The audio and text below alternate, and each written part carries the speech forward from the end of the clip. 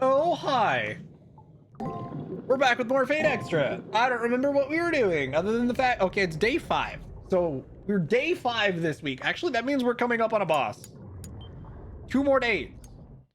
We got 2 days of dungeon exploration, and then we're gonna win the war. It's gonna be great. Oh boy. Sort of old now. It's fine.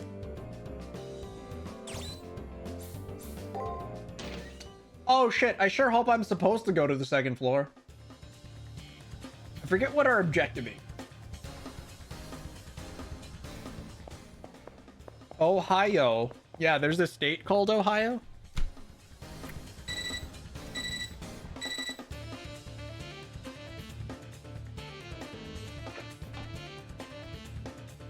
At least I'm pretty sure.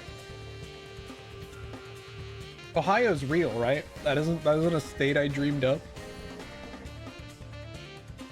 This is your chance to convince me Ohio is fake. I'd probably believe you. Appears you have entered the arena. I'm attempting to perform a hack, but I need a bit more time. Could be fake. I mean, I've never seen Ohio with my eyes. So for all I know, it might be fake. Anyone know anyone who lives in Ohio? If they do, they're lying. Ohio's not real. You haven't met anyone from there except for the ones you have. Exactly. Ohio could absolutely just be a total fake. Doesn't exist. Leonard should be close. God, we're calling him Leonard now? Let's call him Leo. Leonard sounds so weird. I see, Pelican.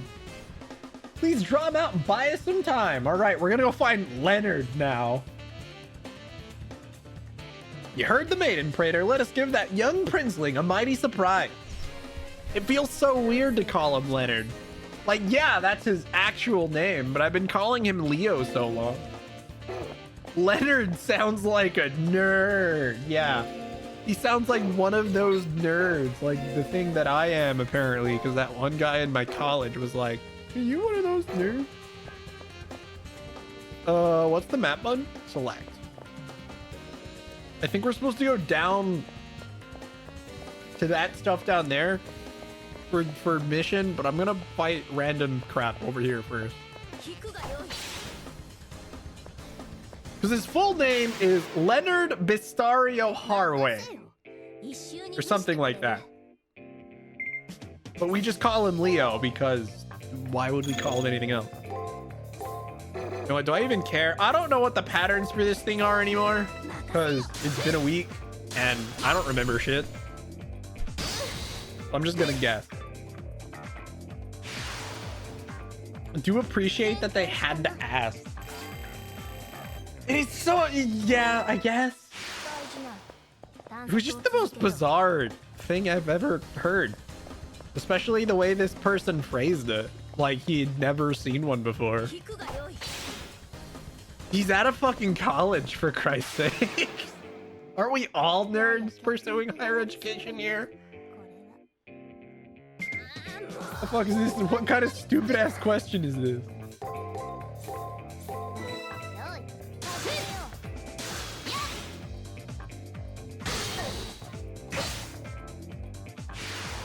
Dude, if I just fucking died because I don't remember pattern, it would have been pretty awkward. Why am I doing things that way? Why don't I just use this skill? I have all this MP.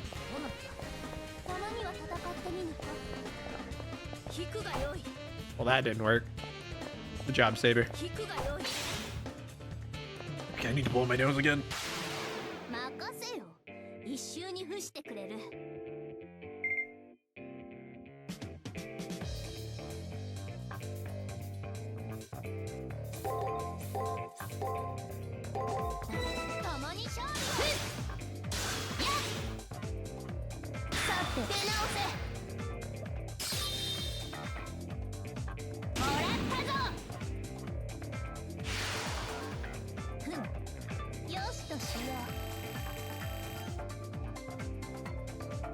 Okay, I'm back.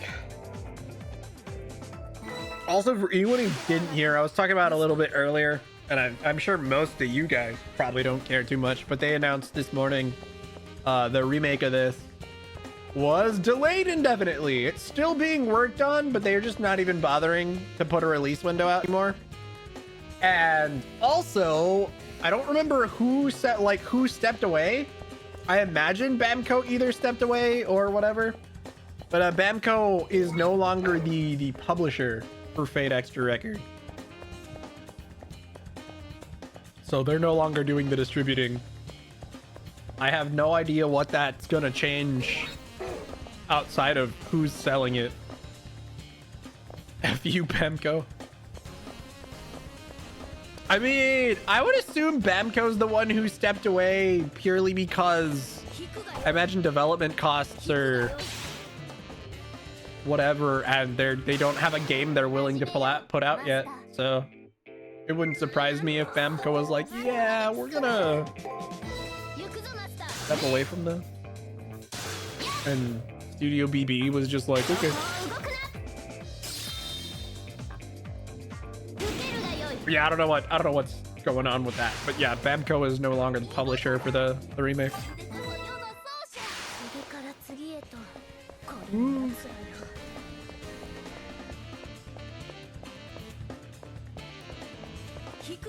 Oh shit, I didn't expect another rare enemy to be here.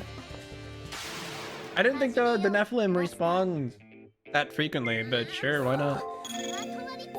I sure hope we kill this thing in time, because I don't want to die. I don't remember what the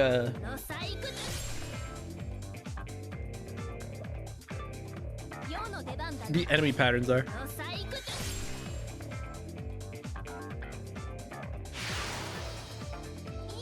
The funny thing is, after I started that sentence, I ended up muting to like grab snacks.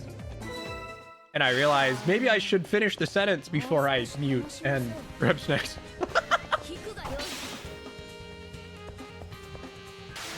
Maybe, perhaps.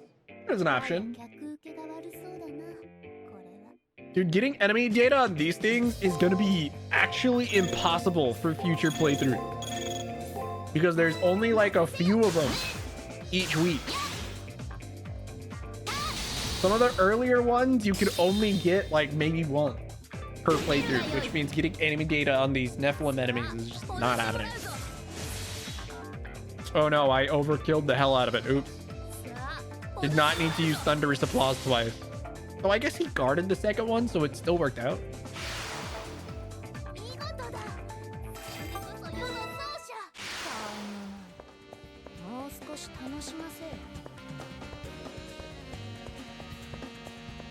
I'm actually pretty excited about playing Stranger of Paradise again this week, though.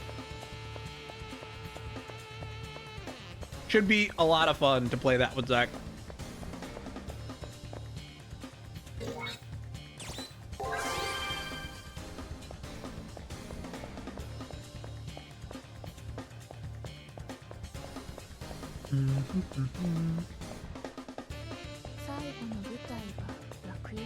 Wait, I thought we were supposed to run into Leo. Is he not here?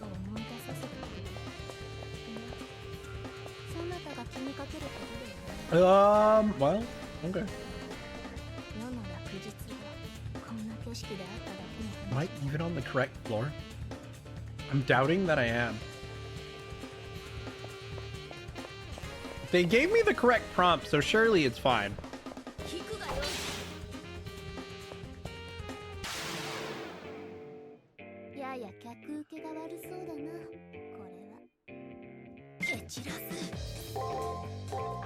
These guys don't attack on those turns, right? Those middle turns? So we should be safe.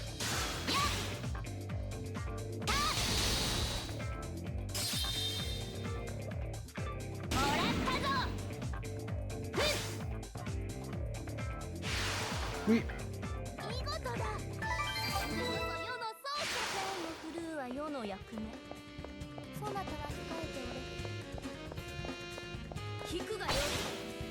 Bonk.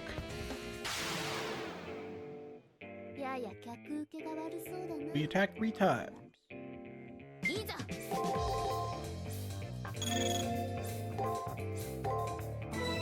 Gotta show up this way. Okay, good. They are still waiting on those middle turns.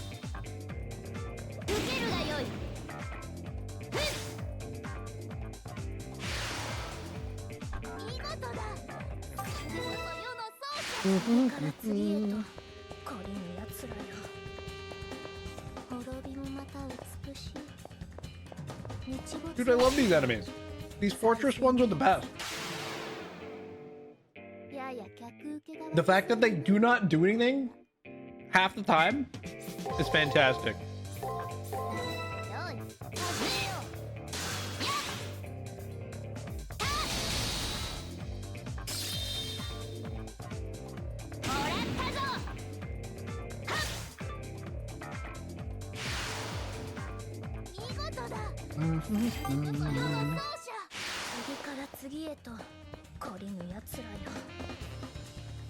I guess I found Leo.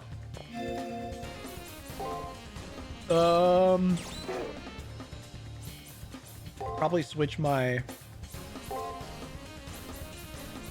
thing. Let's use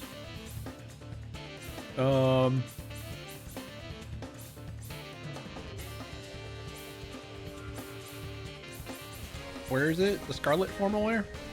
Maybe? It seems like overkill, but whatever. Let's go ahead and increase my mana a little bit. Apparently, so I looked it up. Items actually don't carry over. I thought they did. But items actually don't carry over between playthroughs. So that is news. I'm glad I know that now. Your money and code casts do. So all of the formal, all of these, they do carry. And your money will carry over. But not the actual items themselves.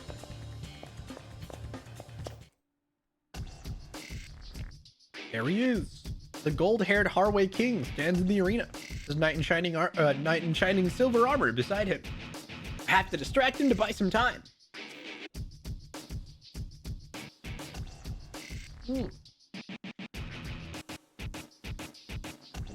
Banging. Is your search for the triggers going well? From Leo's conversational tone, you would think he forgot we'd fought yesterday. That works for me. I bring up my uneasiness about the utopia Leo spoke of. A world in which he sees regulation as a necessity. A puzzled expression on his face, Leo answers me with a question. Where's the room for any doubt? No poverty, no war, no inequality. Those things are the conditions for happiness, conditions the Harways maintain. There are two types of people, those who manage and those who enjoy the fruits of being managed. In this case, the fruits of being managed are stability and happiness. Maybe, but no. That's wrong. When people have nothing to strive for, stagnation trumps stability. When individual people work towards a better tomorrow, humanity as a whole progresses. Dan taught me to strive for a goal. Alice reached out for the vigor of human life while in stasis herself. Even Gato wanted badly to shape the world. And didn't Rin Tosaka fight against the world? And even Julius. Even that twisted man took a step forward and grasped his memory. I'm positive that stability had no role in the best part of the lives of any of these people. The stability that Leo would impose on us is suspended animation. Of course we'd be free of struggle. You are hopeless. It is unfortunate that you say such things. You cannot understand me, but I see the eradication of strife under my rule as the noblest achievement.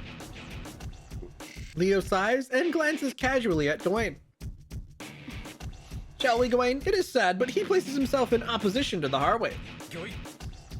As you wish. My holy blade is an incarnation of the sun. For my king, I shall scorch the earth. That's the end of that conversation. The atmosphere on the battlefield instantly changes, and Saber leaps forward to engage. Scorch the entire earth. That's a claim even Vulcan wouldn't make. But please, break your sword, try. Whatever sort of holy sword you have, I will show you how your boastful chivalry mishandles it. I have given my loyalty to my king and become his sword. What is wrong or boastful about that? As I said, I shall show you the error of your ways in a dance of our blades. Words cannot substitute for the truths in our swords. I will judge your loyalty. I had just intended to stall for time, but suddenly the tension in the air draws tight as a bowstring. Praetor, do not worry, I am calm. We need only endure his attacks to buy time, correct? Allow me a bit of entertainment. Besides, that pretentious knight needs a little chastising. Saber smiles, and I'm left wondering if this outcome was inevitable. Fortunately, it seems Gawain has lost his cool. I'll just have to stave him off long enough for Rani to finish. Okay. Finish configuring the arena. Finish configuring the arena to help us.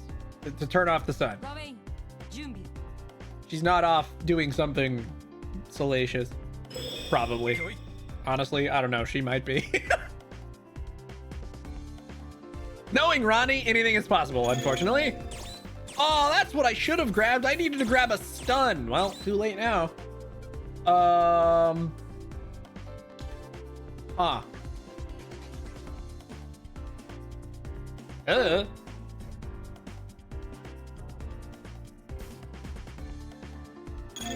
Let's do this. And this. I think I just actually, so hold on. I do this, and then attack, and then this, and then this, and then attack, and then attack. Should also probably heal MP here. Let's just hope this doesn't get me killed. Those two things he's using, if I recall correctly, are buffs and not attacks.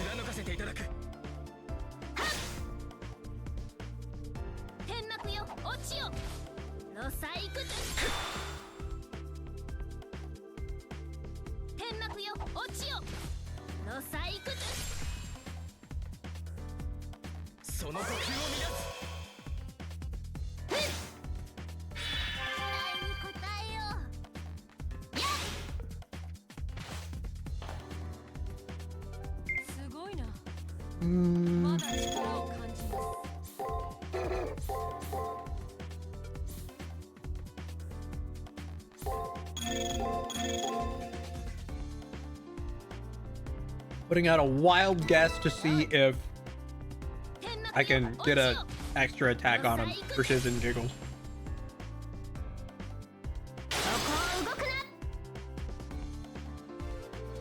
Actually, I guess it wouldn't be an extra attack anyway.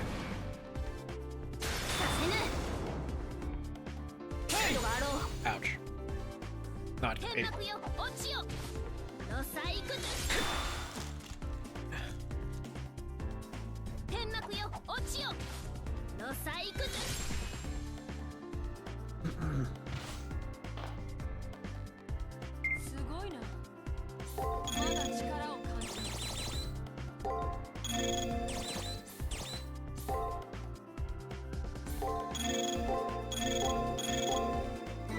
This should be the last turn.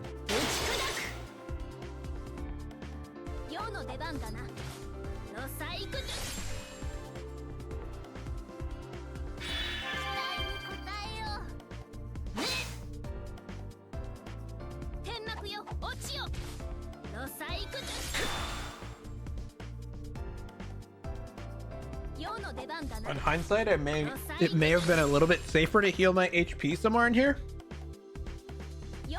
But it didn't look like I paid for it, so it's fine.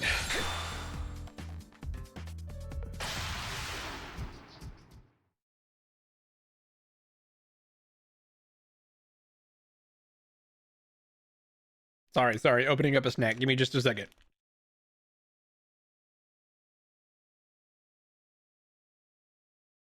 All right.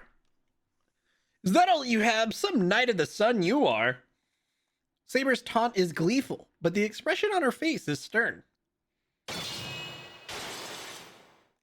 Even though Gawain is upset, he continues to strike heavily and effectively, driving Saber back. Still nothing. I can tell by Saber's face that they're at their limit. I may have to prepare for the worst. I'm sorry for the wait. I will now extinguish the sun. The moment Rani's transmission ends, I glance meaningfully at Saber. This is it. Fall, Knight of the Sun. All her might, Saber drives a single blow into Gawain. A moment later, Gawain is fuming at what's happened to his body. You were just stalling for time. Ah, what have I been doing?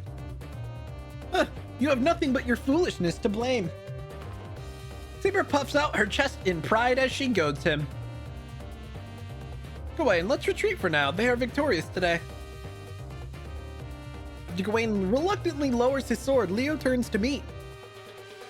He's still so damn upbeat. How unexpected. Using a full third of my power, I was still kept at bay. I'm glad to know I wasn't wrong and getting excited about facing you. For someone admitting defeat, Leo looks positively chipper. He laughs cheerfully as he logs out. He was only using a third of his power just now? Knowing Leo, he wasn't lying. But at least I've neutralized one of Gawain's abilities. 2 days remain until the elimination battle. Can I catch up to Leo by then? Probably. Servant Matrix 3. I don't think it goes up to rank 4 at all until, at the very least, you get, until right before the servant battle. The last cipher key. Praetor, I'm so moved by your efforts I could burst into song. In the Colosseum, we shall sing a dirge for that miniature emperor. No, for the sun itself. What do we do if we finish this? I don't have a retro game lined up for after this. And I don't think I actually want to start a second route right away. Don't worry, we'll cross that bridge when we get there.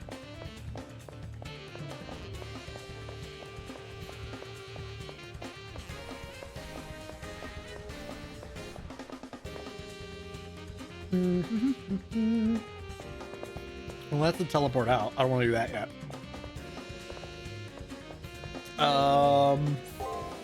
Dude, I equipped a heal and then I didn't proceed to use it a single time. Well, now. I guess I'll use it now. That is an animation you just used. Equip. Let's go. Shockwave, second strike. Can I use the MP heal or do I not? I don't have enough MP anymore. Bit of a waste, which is okay.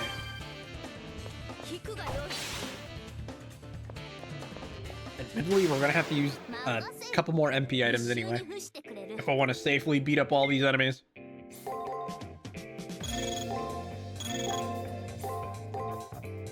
Actually, if I'm gonna use this twice anyway, I might as well hit it with the Thunderous Applause.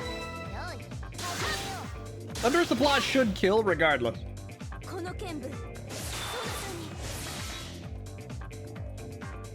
Or not.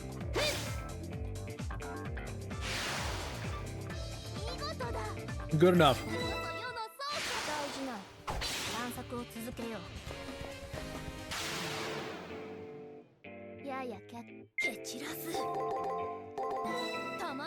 You don't care.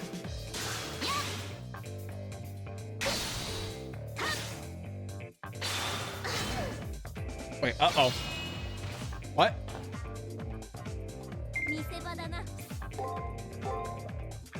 I didn't think it would use anything.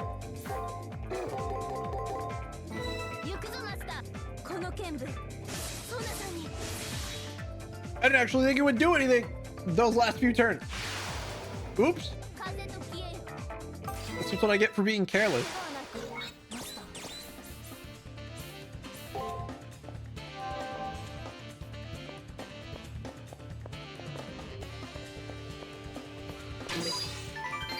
Elixir. Oh, I can't believe I missed.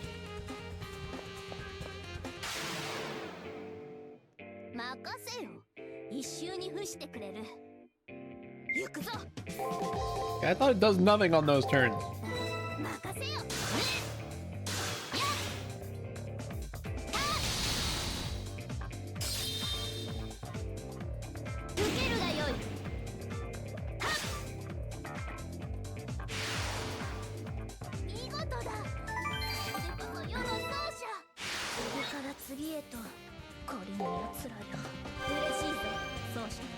It is nice that those fortress enemies drop ether crystals, though.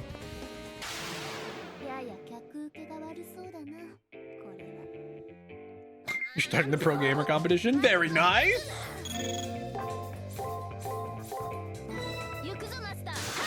I love that art so much. One of my faves. It was just a lot of fun.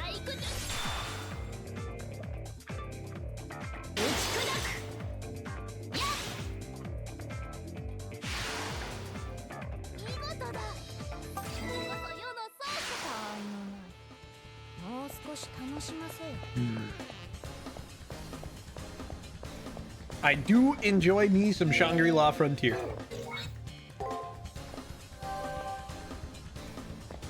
Oh my god, I missed! Saber, please! Aha! Thanks, Automod! Get banned, stupid ass bot.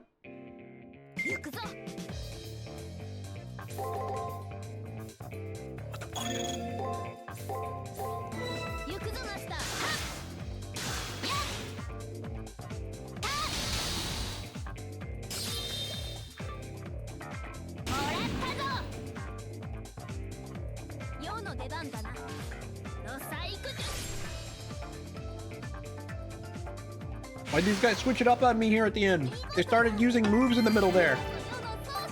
Weird. Good thing is, we hit 38. That's probably our last level. I'm not sure I'll actually hit 39.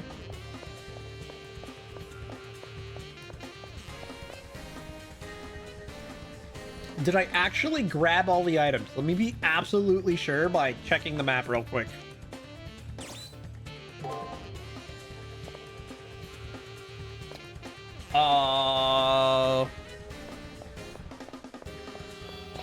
Whoa, this thing respawned. Perfect timing for me to not engage with that thing at all. I'm pretty sure I did.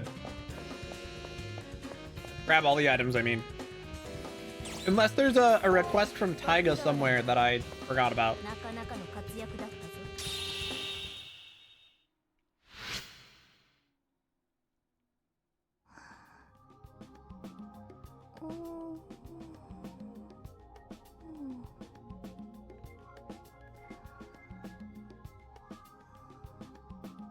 It says I'm missing a treasure. Oh no, that's actually bad.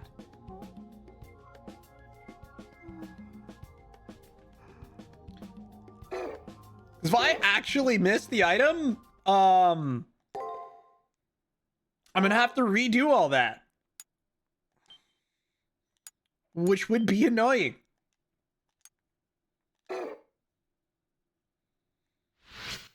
I should have been absolutely sure and checked my inventory. I'm glad yesterday went well. Rani is waiting for me in her spot by the window. Her golden skin is radiant in the sun.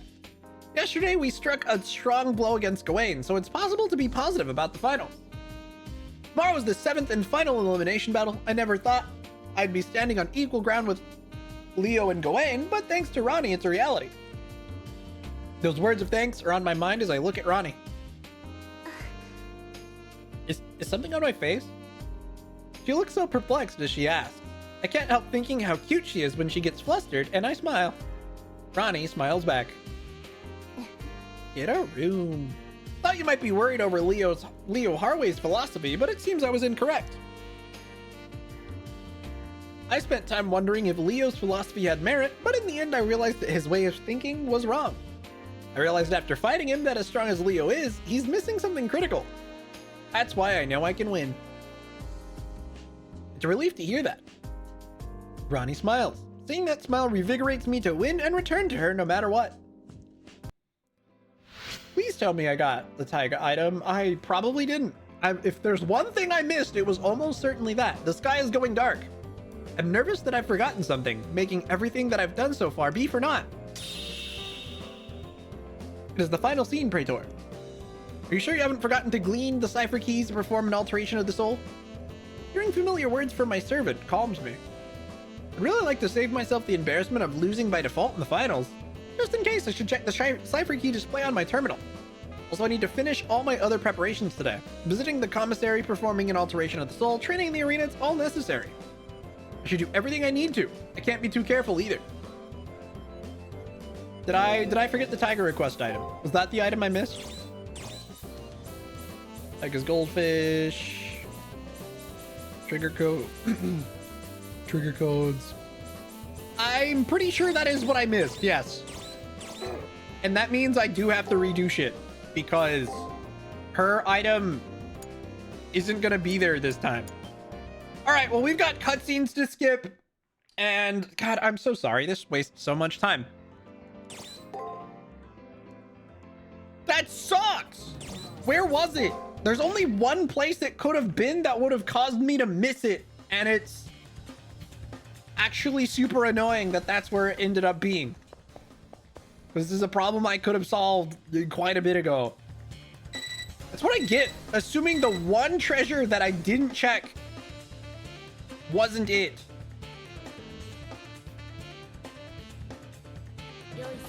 Yeah, well, no, that can't be it either. Because I grabbed that one. Hold on a minute. How the fuck could I have missed it? I grabbed everything. Okay, hold on. New plan. I'm gonna reload that save. Surely I have it then. There's no way. I don't know what treasure I could have possibly missed though. Unless I just totally forgot to actually accept the quest. Which is entirely possible. If I'm being honest. I'm gonna skip all this because we already read it. I'm just gonna go looking for Taiga and then maybe it's fine, but actually I have no idea what quest I could have possibly, or what item I could have possibly missed if this isn't it.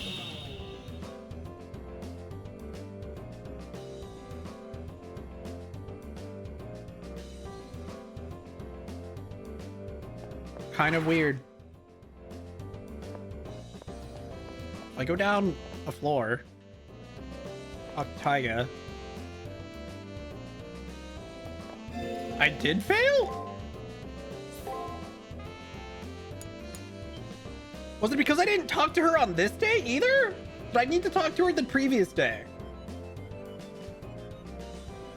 Was that my actual problem?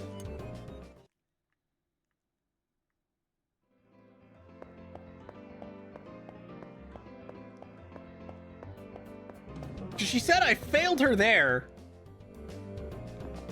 And she's not here today. Where the fuck?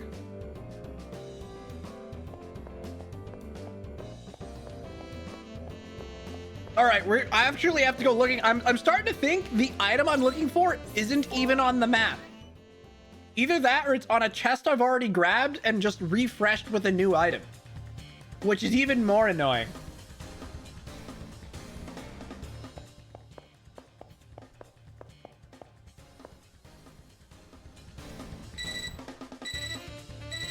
That actually might be the case, which is stupid, but sure, whatever. It may just be in a chest I've already opened. That's dumb, because it's... Whatever. I'll just pay more attention today. How annoying. What a waste of time!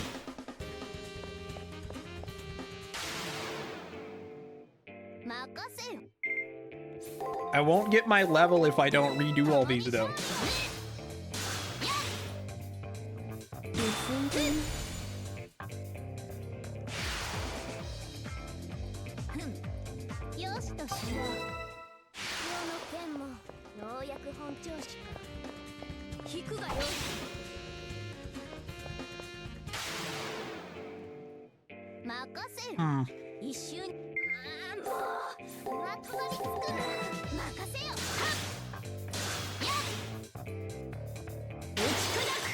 What a great way to pad out the game me, just be incompetent, I guess.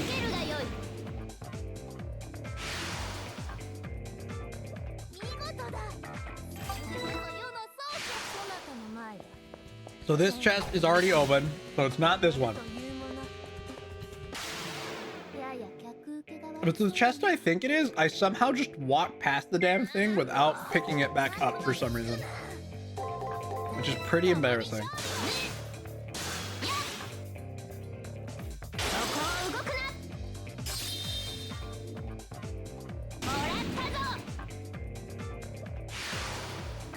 Only because this is gonna waste so much time. At least if I go into the Leo battle with more MP this time, it should be less annoying. Also, I'll remember to actually bring a stun.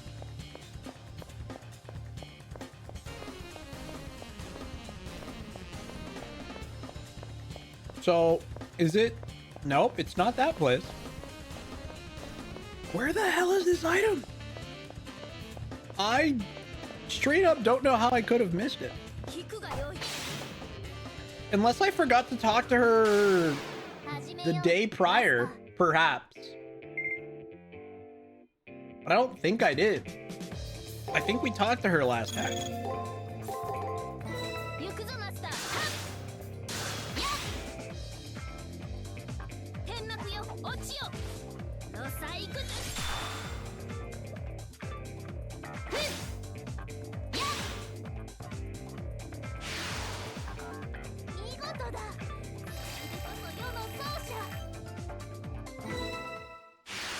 Let me check my inventory real quick.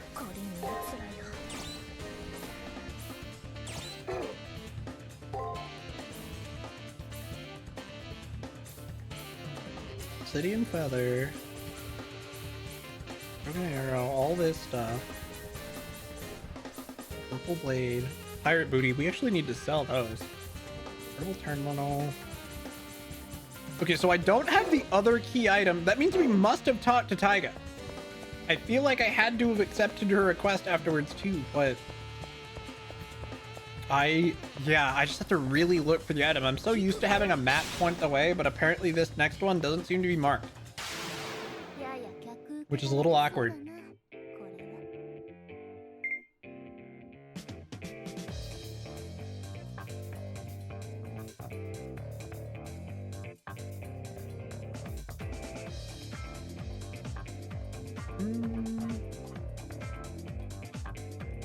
I don't know. Weird.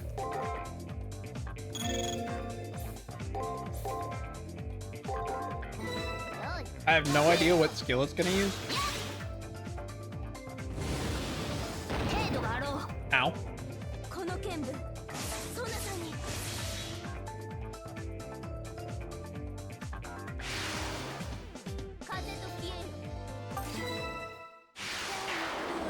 Whoa! Oh crap. Well, that's awkward.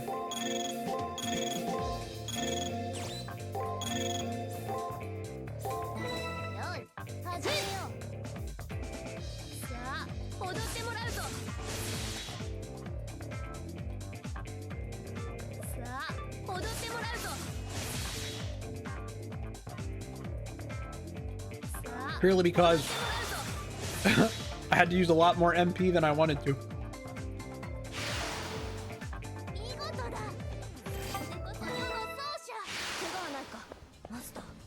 Do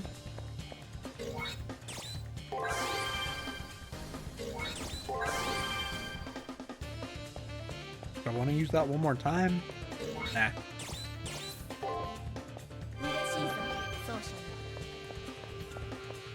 It's probably fine. I thought it would just be this chest again, but apparently not.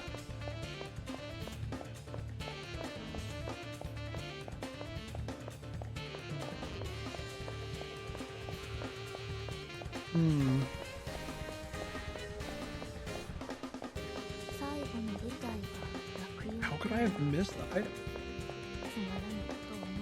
Maybe we do just forfeit this side quest. Okay, before I go that way, I'm gonna explore this because this is the only other sort of location this item could be. It was right there. I walked right past it. That's rough. All right, I know where the Tiger Request item is, and I was literally like standing next to it when I was checking the map to see if I missed an item. That's pretty annoying. Wow. Mega yikes. Mega yikes. Embarrassing. Standing like right next to it. I didn't miss anything, did I? What an idiot. I'm only upset because that is such a huge waste of time for no reason.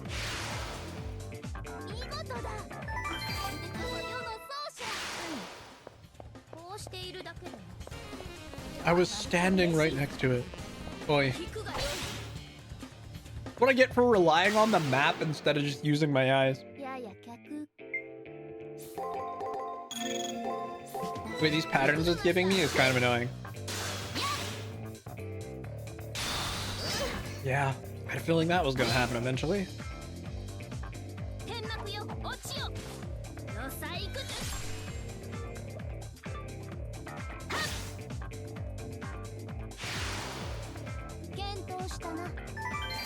At least I anticipated it this time.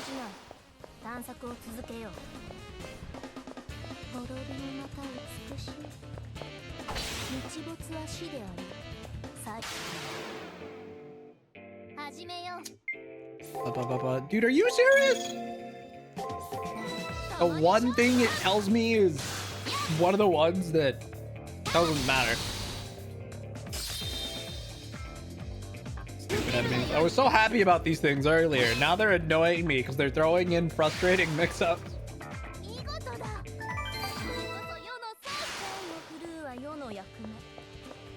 Alright, we're skipping through all this dialogue since we've already seen it. I am going to use a couple ether shards. Now that I know these don't carry over, I kind of wish I didn't buy quite so many, but that's fine. I guess.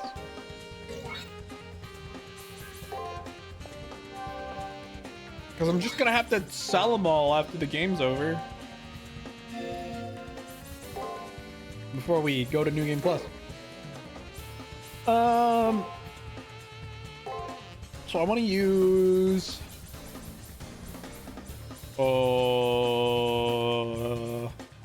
is it this? Sword of Repentance, I believe. Yes, should work. Little damage and stun on an enemy. Yeah, okay.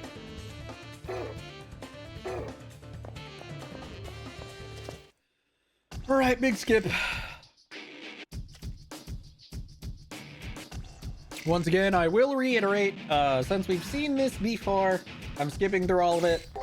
I unfortunately had to redo today's dungeon exploration because I forgot an item that I left the dungeon without, well, like, so I was trying to think if I had missed anything. I checked the map and was like, did I miss anything? Nah, that's fine. And then I left only to realize now that I was like standing right next to an unopened treasure chest when I was even thinking about it. That's pretty awkward.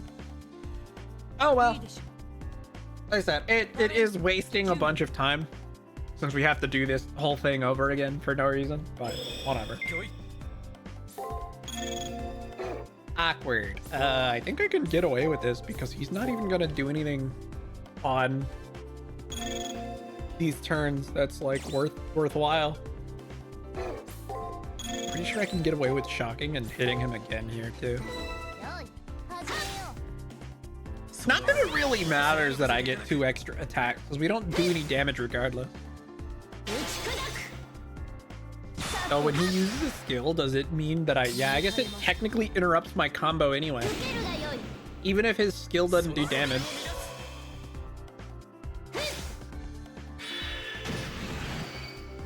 Does that even work? Apparently.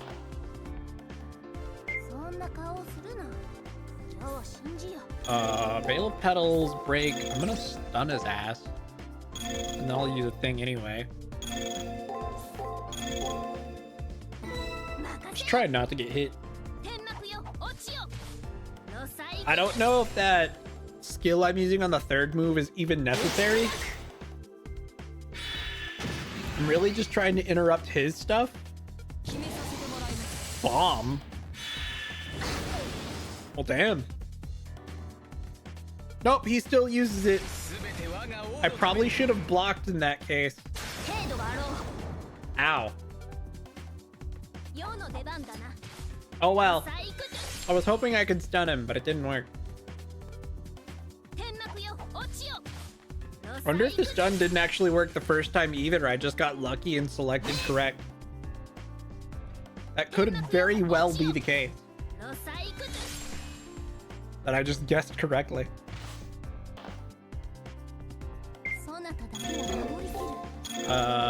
Dude, I don't have a way to heal. I guess I'll either crystal.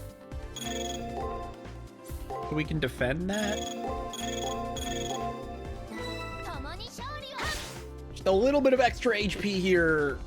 I don't think I would have died even if I hadn't used that, but better safe than sorry.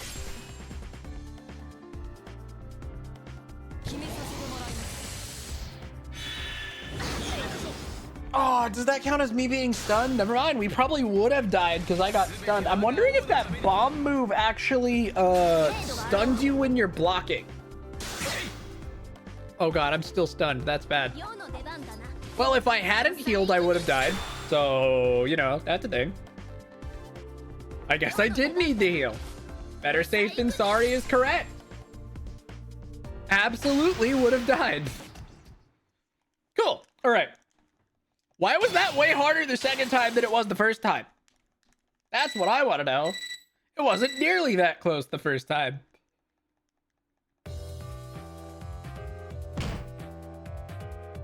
Bye-bye. All right, we do damage to Gwen. Gwen's no longer immortal, so we can actually hurt him next time. Leo retreats. So on and so forth. I can continue my exploration. Yay, bye.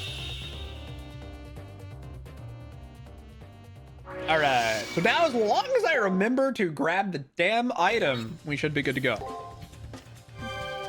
Big heal. Freaking ow, dude. A bit of a beating. All right, also, I need to re-equip the code cast that allows me to stun enemies on the map. I really want to use that still. We've got about 5 more enemies to beat up, and then we're caught up.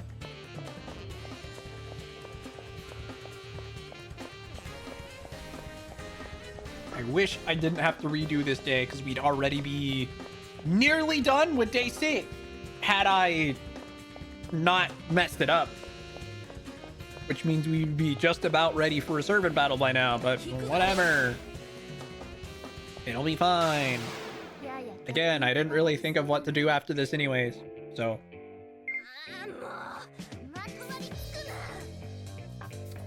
Especially since I don't plan on immediately starting up another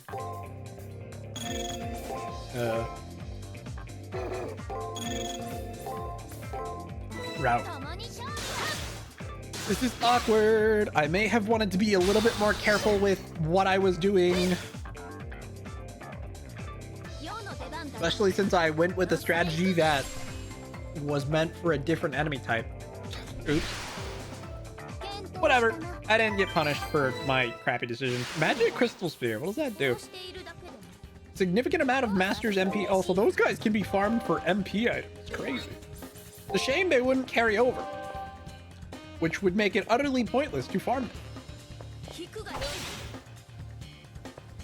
They don't carry over, who cares? I was really hoping I could stock up a bunch of MP healing items and then just go into the next round with a fuck ton of those. But that's not how that works. Bummer.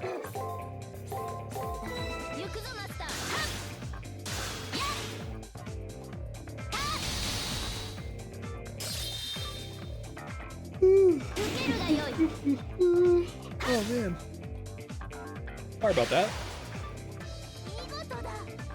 I'm a bit schlappy. Just a smidge. Fuck. I could have easily seen that thing last time. I can't believe I forgot to grab it. That's so cringe. It's totally cringe. I don't know if this extra attack is gonna be... Okay, yeah, it's fine. This is worth.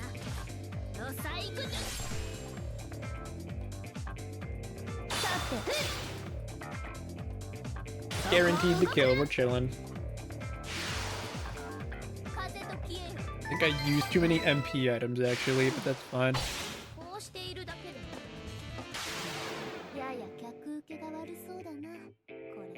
Once again, better safe than sorry. Does it matter after that? I'm pretty sure it does. Regardless. Ow! Rude.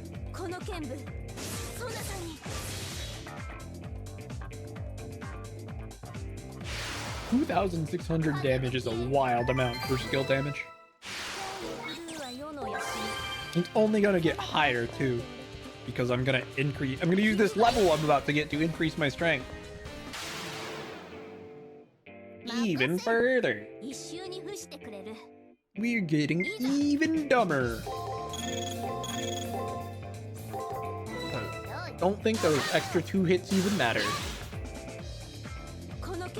If these don't kill, I'd be impressed.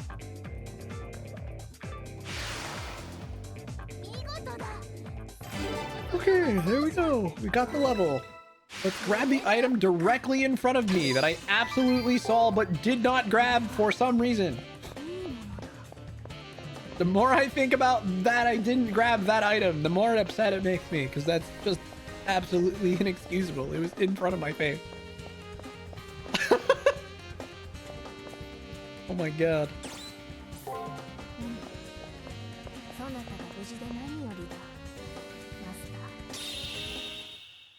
Surely I got all the items after not grabbing the thing directly in front of me.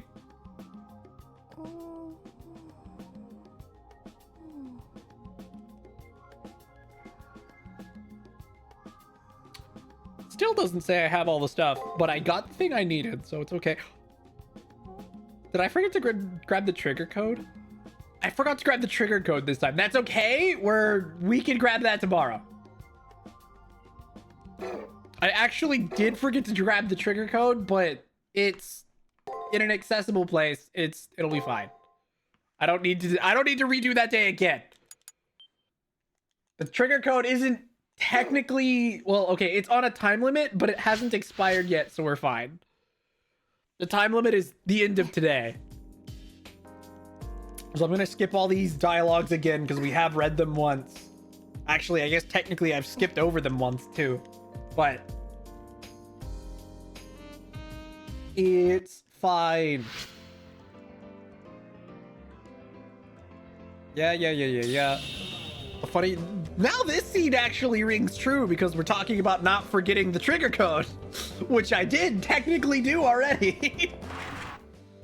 Whereas last time when they told me about not forgetting the trigger code, I already had it. Here, have the tiger thermos. This is my precious.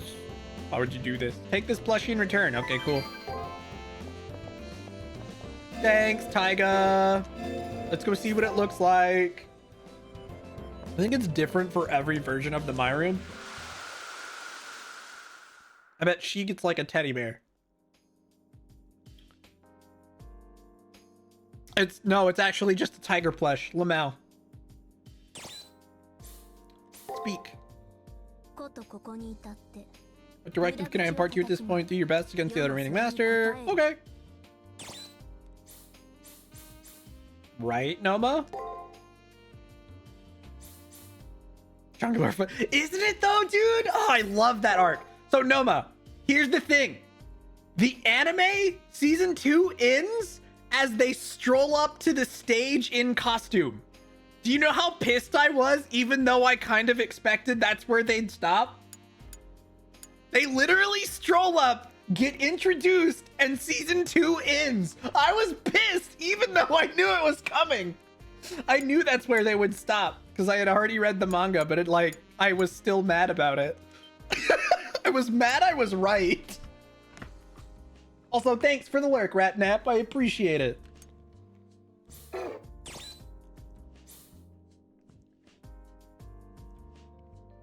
Oh, okay. So they did animate the part you're at still while they're getting to know the team.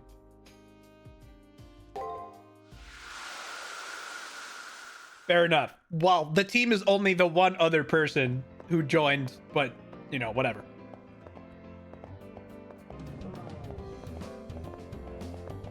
But yes, so one of the thing about Shangri-La Frontier that I really appreciate is obviously the show slash manga is called Shangri-La Frontier, and that game is the main focus of the manga, but it's very obvious how much care is put into all the other little VR worlds as well that Sunraku goes and plays.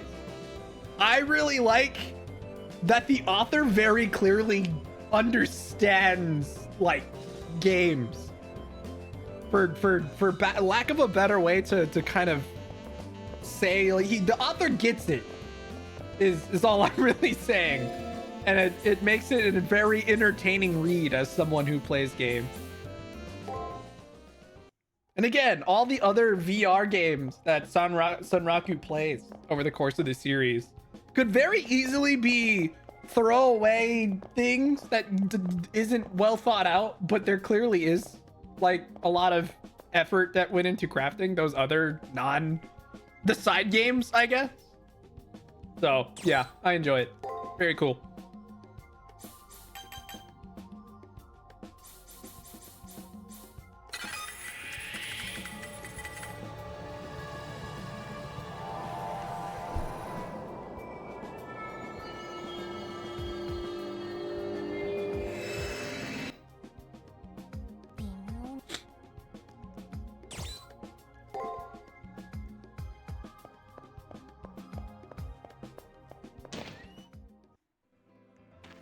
Also, I guess it's about time for my break. Unfortunate!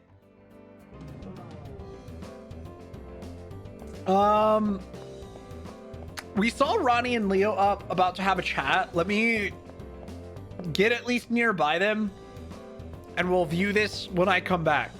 So I'm gonna go ahead and take a real quick break. We're gonna eavesdrop on whatever they're talking about when I get back, and we're gonna go do our last exploration of the dungeon. I need to grab the second trigger key because I totally forgot to grab it yesterday, but luckily we still have the time, so it's fine. But yeah, I will catch y'all back in like 3 minutes, you guys. I'm gonna make a quick bathroom run, so BRB. All right, I'm back.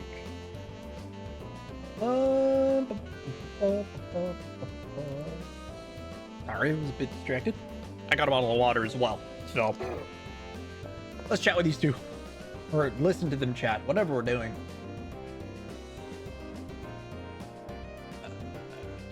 Hello? Why did I do that? My poor guy. Further down the hallway, the sounds of an argument can be clearly heard. Oh, so they're fighting. On the now sparsely populated campus, it's easy to identify one of the voices as Rani's. I mean, yeah, there's only 3 of us here. And the other voice can only belong to Leo. A mere doll of Atlas. That is incorrect. As I am now, I have a heart, compassion, and wishes. I see, pardon my rudeness. I should have expected nothing less of Atlas's finest creation. To make a being that is almost, but not quite, human is an impressive and admirable feat. Unfortunately, whether I live or die has yet to be determined. As per the rules, the Holy Grail goes to the last person standing. But the real question here doesn't concern my life, but yours, does it not? If you fall, the Harways will lose their successor, and their grip on the world will loosen. True, but I'm going to win. It's not bravado or a lie. Leo believes he's speaking the truth, as it is definitely not in blind faith. He has judged himself and doesn't find himself lacking. My professor believes the Harways are the source of the stagnation that currently plagues humanity. Also, your possession of the Grail would lead to catastrophe. That is why you must stand down. Catastrophe, you say? Rani, while I do understand your point of view, I must disagree. No, you look tired. Now is not the time for an extended conversation, I'm afraid. With that said, I bid you good day. Oh, hi, Leo. Leo makes a vague gesture towards Rani, while at the same time acknowledging me with a smile. Banging, I look forward to finally meeting you on the field of battle. I notice as he leaves that his smile never once slipped. I was still the same person as I was before, his words would have badly shaken me. But everything is different now. Now I have a purpose, a reason to fight for the Holy Grail. That is why my path diverges from Leo's, but only the Holy Grail knows which the correct one is. Dun, dun, dun. All right, let's go to the arena. I don't think there's anything else to do today.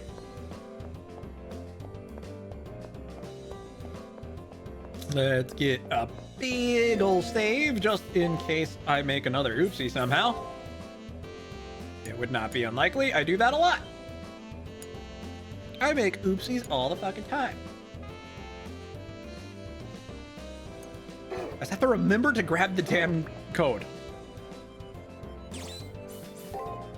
I honestly am kind of impressed I forgot it last time. I guess I was in a hurry to make sure I didn't forget Taiga's item. But I at least know where the code is.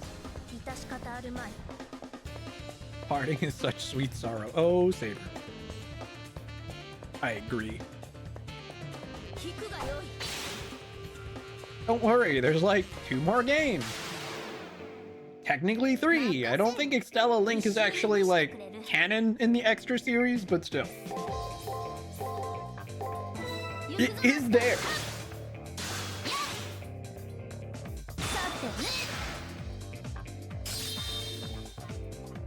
CCC, I'm almost positive is canon because I'm pretty sure it's what leads into the events of Extella.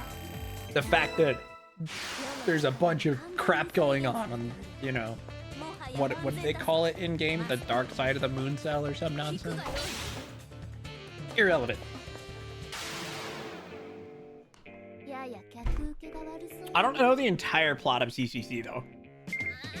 I know bits and pieces. But as I have yet to play it myself,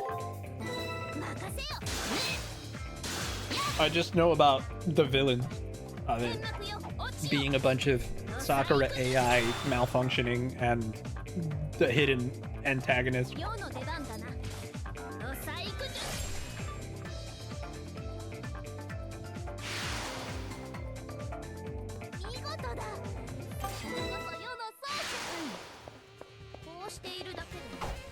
Whoa. Thank you. That shouldn't have been that hard.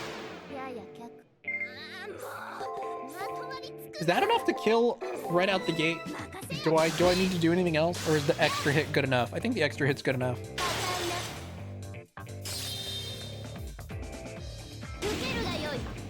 It does seem like more damage than it was doing before.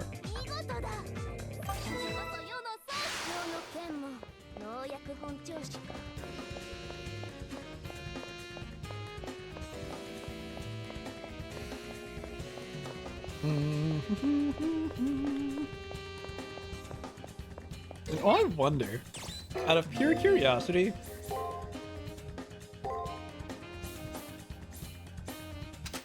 if I were to use Celestial Blade to increase my strength, how much damage would I do in comparison to my normal damage? I kind of want to test it purely to see if it's a difference worth utilizing. May or may not be. I put it over the wrong fucking thing though. I meant to get rid of this one for now.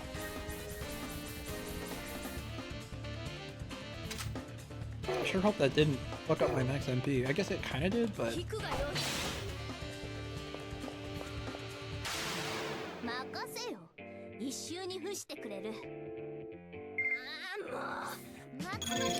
So if I were to use this buff, how much of a difference does that make on her attacks?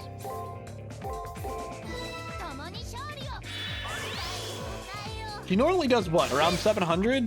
It's a 300 plus damage difference. And that one, when blocking, does way more. It's actually absolutely worth considering using. That's a big damage buff, to be totally honest.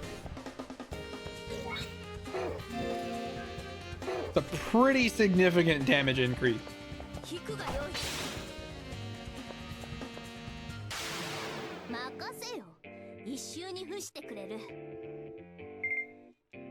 Because with this, you can just kind of do whatever, and eventually it'll die, even without skills. But with skills, it gets even easier.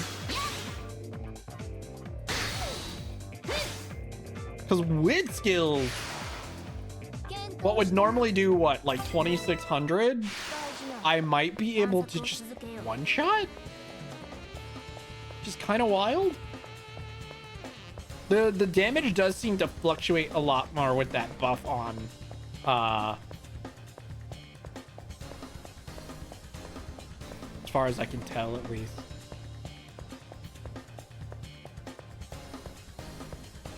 I don't have any code casts that increase luck, I don't think, do I? Just out of curiosity.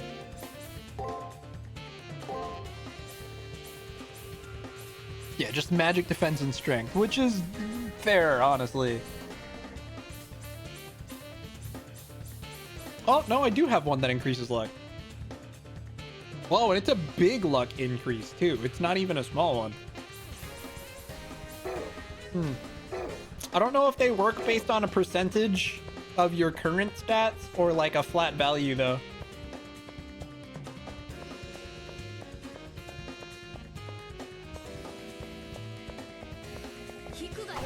But like, so with the strength increase, I could just gain strength. Well, for one, I think this will actually outright kill, so I'm not even going to do anything else yet.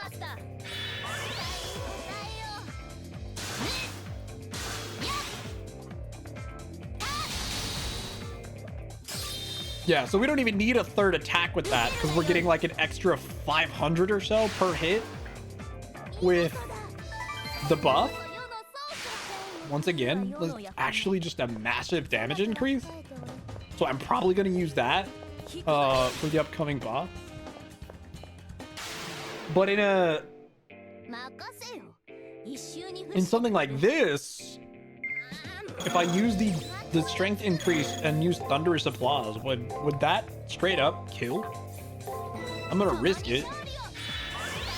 It probably won't kill outright, but it'll probably do like 3k, right? No, it does kill outright. It does 4,000 damage as opposed to 2,600 without the buff. That's a drastic increase. All right, that's absolutely worth considering. In fact, it'd be foolish to not use it, I think. If we can guarantee that much damage so easily, I don't see a world in which not using it makes sense. Yeah, that just outright kills. We take them.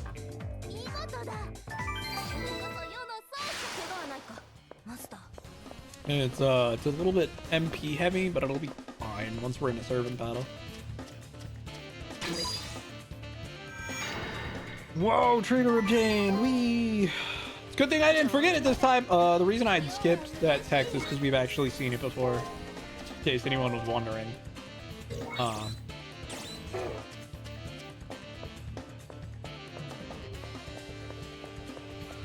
So I've got what, 5 more enemies?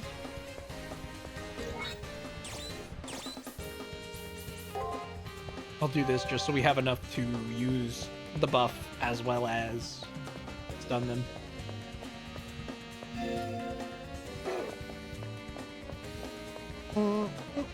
So those stat increase buffs are probably going to be super useful in future playthroughs, I imagine. I don't think I've been using them enough this time.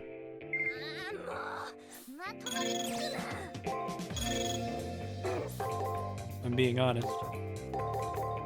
Sure, we'll just do this. What could possibly go wrong? A lot, honestly. But I'm not gonna think about it.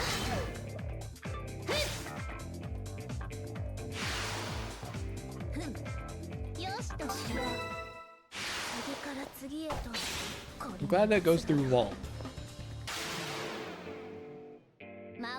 How much does this strength buff cost? 20 or 30? 30.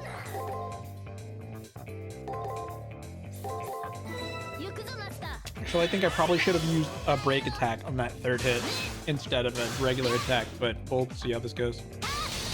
Yeah, it still worked. We're fine.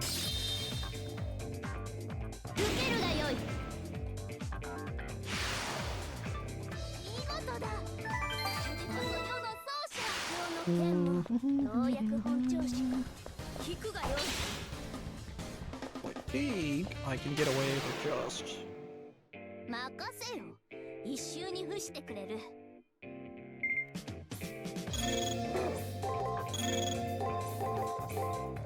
Oh, I didn't actually use the strength buff. Oh well.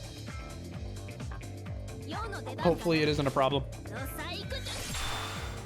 It might be a problem. I think the thing would have been dead already had I used it, but it actually didn't bite me in the butt that badly.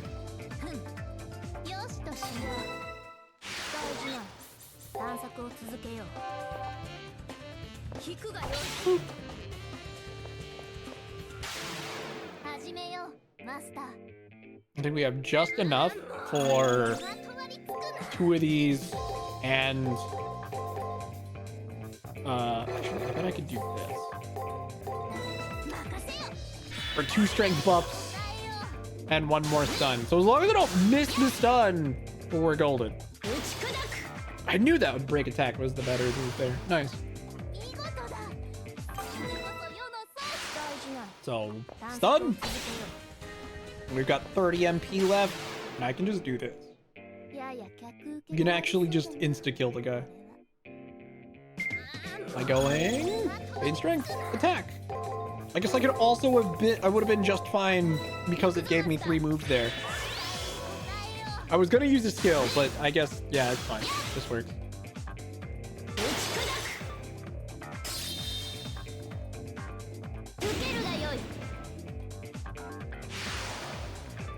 Alright, and that's the last enemy of the dungeon. So I'm gonna peace out. And then I guess we're fighting Leo tomorrow. Well, in-game, not IRL. In-game tomorrow. I did remember to get the trigger code, so yay.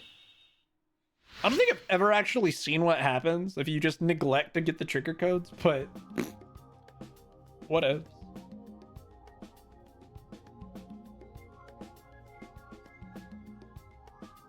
Tonight is our last night together. Much has happened since you chose me as your servant when I think back on it. It was wonderful, marvelous. Our story has a magnificent arc to it, one that my former self would adore. No, what gloomy talk. I cannot abide by it.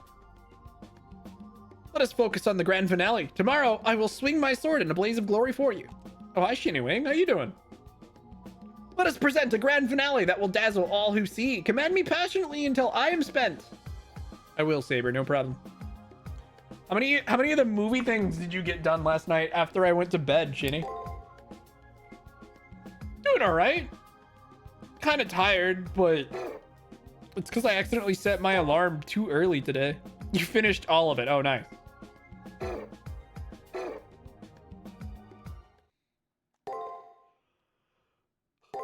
I set my alarm too early and then didn't even get all the stuff I wanted to get done this morning, but that's okay.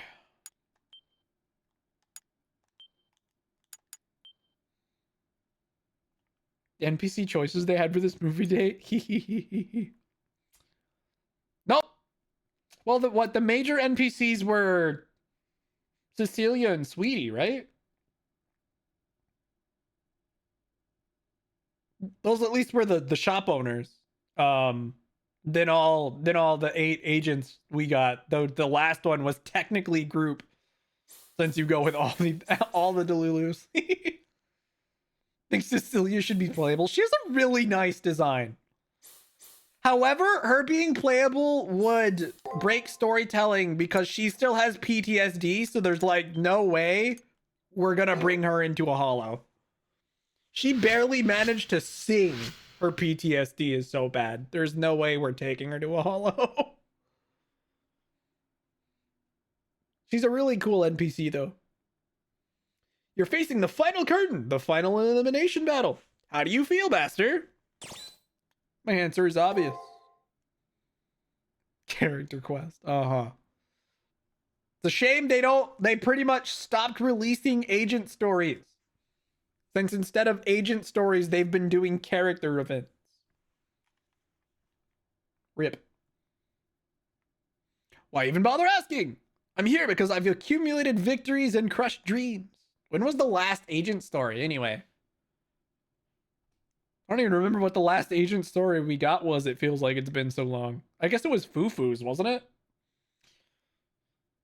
Because of the cost to others, I can't even imagine failure. Leo or myself? The one whose wish the Holy Grail will grant will be chosen today. Actually, wait. No, was it Yidari's? No, because that one was an event. It must have been Fufu's. Fufu was the last one to get an actual agent story, right? Or was Seed after Fufu? Whatever, doesn't matter. Waiting for the Starlight Knight faction. You can wait for that as long as you want. Ah, yes, there was a certain young master who entered this tournament and has grown significantly. At first, this master appeared to be a sacrificial lamb, but instead fought on those wobbly legs. Seed was actually, so Seed was the last agent story we got, I think. I may be an agent of the system, but your fight rouses my interest. Is your case a happy accident or a genuine miracle in hundreds, thousands of years of masters? How perverse for this AI to be based on a clergyman. The funny thing about that, Kodomine, is that clergyman was pretty perverse. Bro was twisted. And I don't even mean that in like a weird way. Kodomine was a messed up guy. Kind of his whole thing. Now go, show me the true strength of your determination and desire. I'll wait on the first floor. Finished, Father Kodomine departs. The elimination battle is here. I'm about to face my strongest opponent yet. I'll make some final preparations. That means getting outfitted at the commissary and sorting out the information in my room. Yep. We don't have any level up points to spend. We already did that yesterday. I'm going to save just in case I accidentally get something wrong. I don't anticipate messing this part up, but I'd rather not leave myself the chance. Not that it would stop me from winning even if I did, but... The day has finally arrived. The day of the final battle. The way to the Holy Grail will open once this last fight is over. It's down to Leo and me. Whose wish will be granted? I have no intention of falling now. But today is the day where our fates will be decided. Before the elimination battle begins, I should go through all of the information I've accumulated. First off, the name of Leo's servant. I'd better make sure I have his name right before I do anything else. How could I possibly get this one wrong? Gawain, Mordred, and Lancelot. All three of those have existing forms. Lancelot, in fact, has two. When we consider the Berserker and the Saber versions being drastically different. I guess Mordred has multiple forms too, but it's less, it's a little different. Because she's got, what, a rider form and a Saber form? I think her summer outfit was like a rider or something. I don't remember. Doesn't matter. Anyways, Gawain is correct. That's the one. Mordred was the most incorrect answer there, though. Mordred stole Pridwin. That was a motorcycle, right? I think.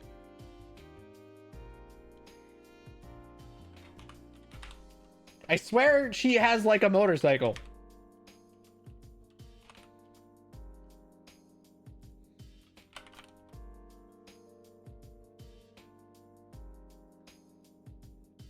Oh no, it's it's a surfboard. Fucking Lamau. Anyway.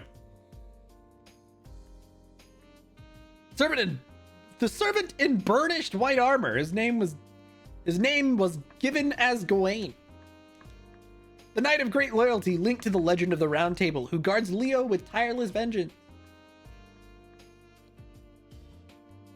I remember the first time we crossed swords in the arena.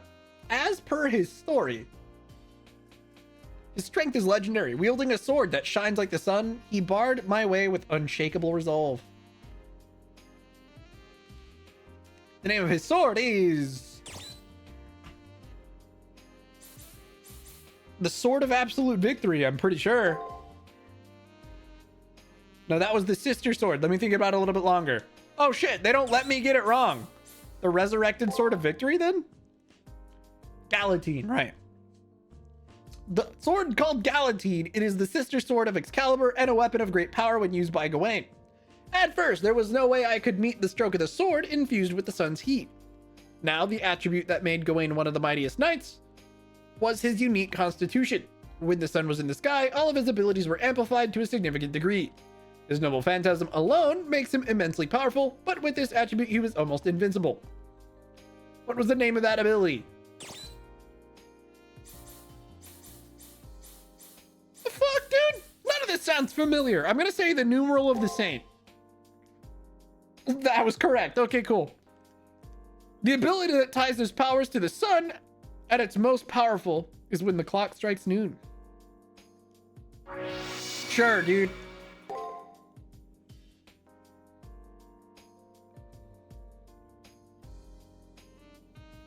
Numeral, yeah. I kind of guessed. That one sounded the most correct. But by hacking the arena and cutting off its light, I was not only able to wound him, but also cripple this ability of his to some degree. All that is to be done now is see how close Saber can get to Leo. I've made it all this way. Just one more. Just one more victory, and then I can get my wish granted by the Holy Grail. The answer that I have sought throughout this fight. Oh boy. Good job. Does she say anything new? Nope. She sure doesn't. All right, I think the only thing left to do is challenge Leo. Okay. I'm gonna save again. Be extra safe.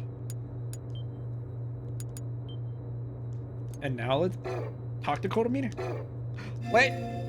Equip. Get rid of this and put on the sword.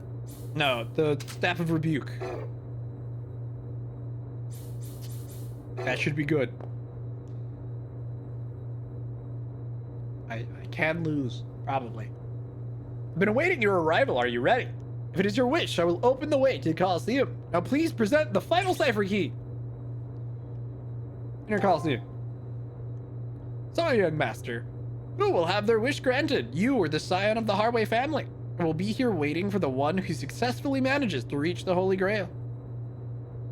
Dun, dun, dun. We're almost there. This conversation's probably going to be super long. Neat.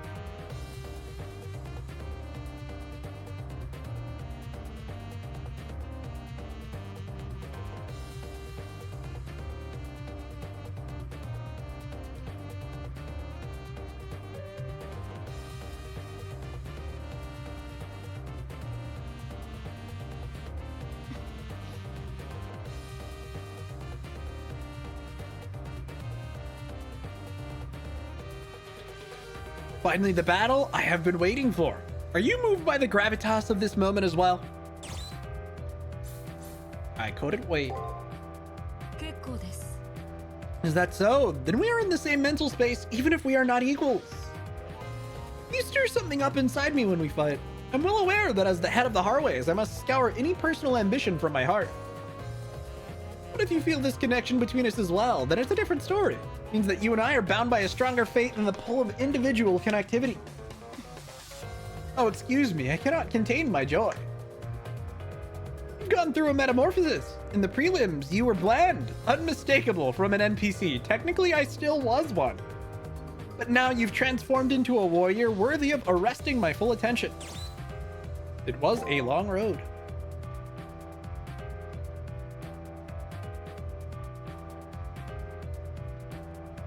Yes, you've taken to the battlefield like a flower to rich soil. But the time has come for me to pluck that flower before its growth becomes unsightly. I'm not done growing. Yes, you are. You will not get a chance to close the gap between our abilities. You will always be one step behind me all the way till the end. Hypothetically speaking, what do you believe could bridge that gap? Reason? I don't need a reason. Fuck you. Despite your protestations, there must be some reason that you're so confident. From what you've given me, I don't have enough information to make any conclusions. Oh my, the time has just flown by. It's been so precious talking to you. I'm a little sad we must end our conversation. Anything else left to say to me? I will win. Sorry, but that's impossible. But good luck anyway. Yeah, whatever, bro. You're a piece of shit.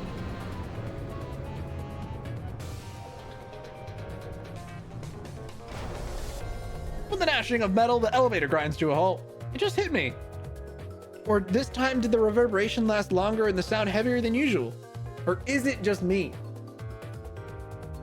In any case, this is it. On to the final battlefield. Not it just hit me. I'm aware this is inappropriate considering the situation, but I have one last thing to say. Now let us defend our ideology, Seventh Master. Okay. You're kind of screwed, Leo. Don't you know I'm the main character? Oh, Leo is the main character of his life. Moment has finally arrived, begging. Although I'm afraid I'll miss you. I have to keep going. Utilize your sword's full capacity for me. I have waited for those words. My body will be your blade, and I will cut a path to the throne for you. Okay.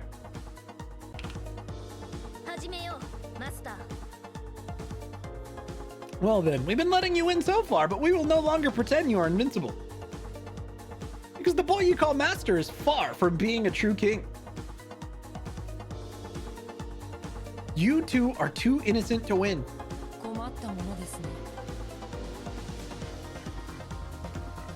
Are you saying I shouldn't be king? You're mistaken, Saber. I'm already the king.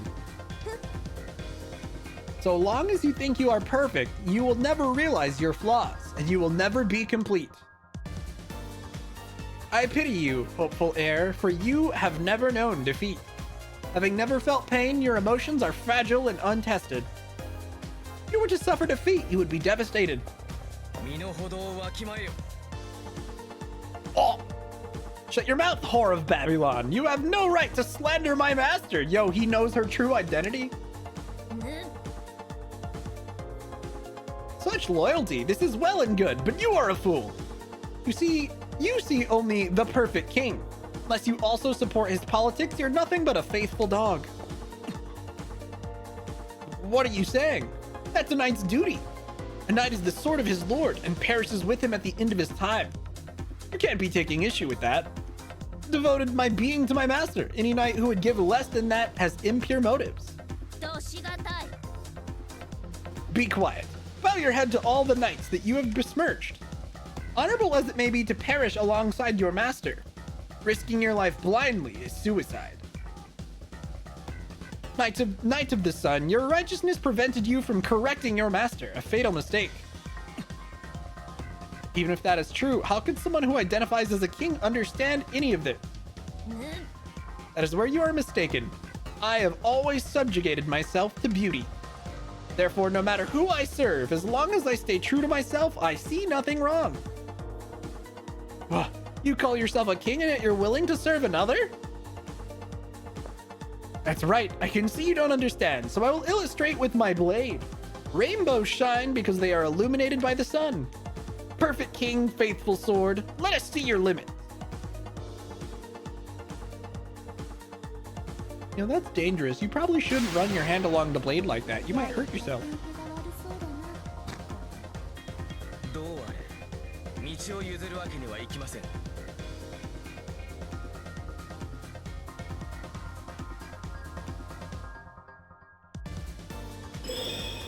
うか全力で悔いを残さないよう戦ってください。よく言った、王の卵です。沈まぬ太陽はないのだと。我が剣を持って知るがよ。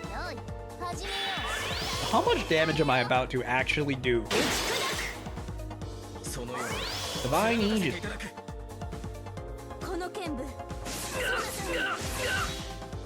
Okay. That's not quite 4,000, but... So 4 of these will put him at around half? I think?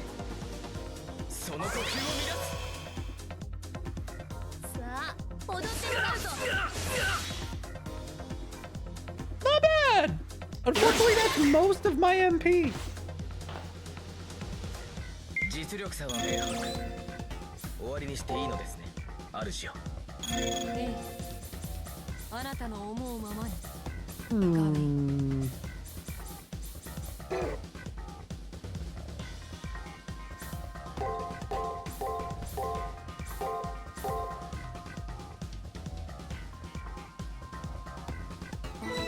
I'm just gonna pray I don't die here. Okay. Unfortunate. Blade of the Devoted. I should be able to block this. So I knew this was coming, so I guarded. There's only one attack now that I have to... Okay. That actually killed me! No! Alright, well, that's fine. I have everything I need to win. He crit there. That wouldn't have killed me if he hadn't crit. I call bullshit. How unlucky. Well, we got a lot more insight into what he's doing this time. That's better. Wait, doesn't he just use a skill on the second turn anyway? I don't need to use a bunch of skills here. I can do this. He uses a skill here as well. Honestly, okay, I'm gonna use cheap skills for a bit because I guess technically hold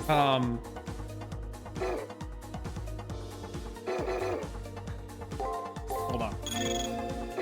Oh, we don't get a 3-hit combo here anyway, so I guess it doesn't matter that I'm doing things this way. If he's gonna apply buffs, I might as well also apply buff. Damage inflicted by attack will increase. Sure. Not that one. Break. He's one of these. Also gonna use this and then this.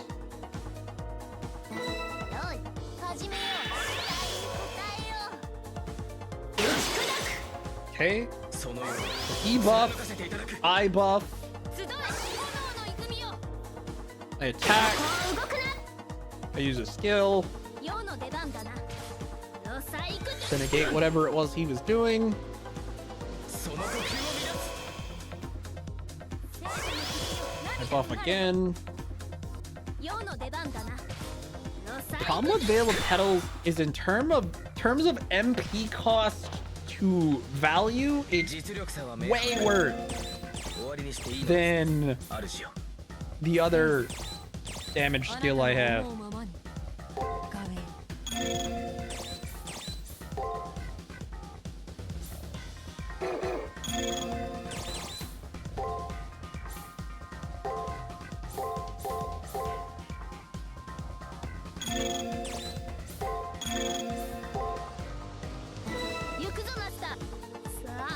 Oh, I just realized something. Oops. I goofed on one of these. Or maybe I didn't. We're fine. He didn't do what I expected. I got an extra attack here. Crazy. I mean, okay. I took way less damage here than I thought I was. In fact, I took no damage. Crazy. That did a lot less damage than I would have hoped, though. MP heal. Break.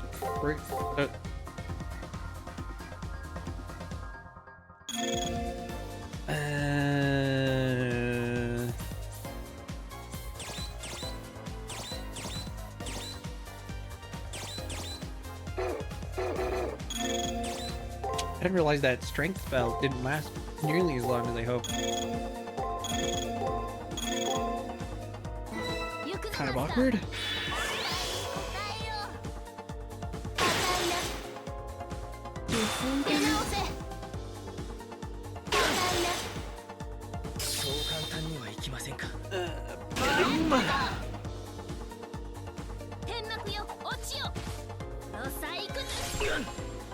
Bro does have a lot of HP. And his normal phantasm's ready now, so that's not cool.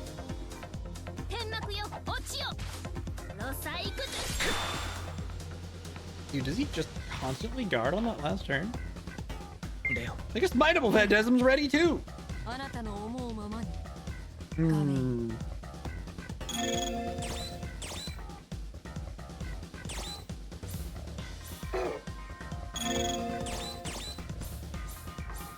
Let's go with... I'm at full HP. If I MP heal her, go ahead and use a Noble Phantasm. I'm thinking I can get at least these off, and then I can guard. I could have used that one skill twice if I wanted to, but I didn't want to risk it. I would have had enough MP after the MP heal.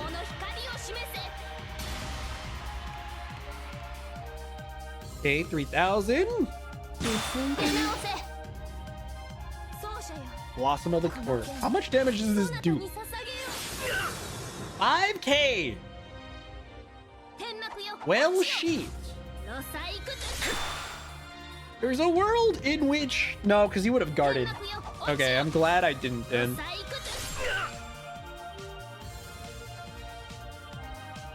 I at least blocked this. Please don't kill me. This will be really bad. This might do a lot of damage. Oh, I was blocking, so we're fine. I'm not even sure if the blocking helped that much. Okay, so I can MP heal, use Blossom of the Court, Veil of Petals, break, guard. Hopefully this will kill. I'm kind of going all in, assuming it will. This should absolutely kill. Nice. Let's go! Sick. Bye-bye, Gawain.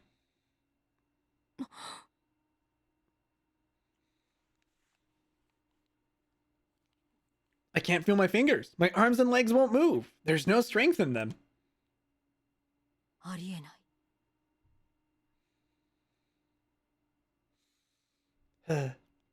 don't understand. Even though my heart has been pierced through, it feels like the hole is filled. Astonished, Leo remains unmoving. This must be a truly unbelievable conclusion to him. While staring at his small hand, Leo's breaths become thin and short. His heart will stop moving soon. He doesn't seem to be trying to escape from the pain, though.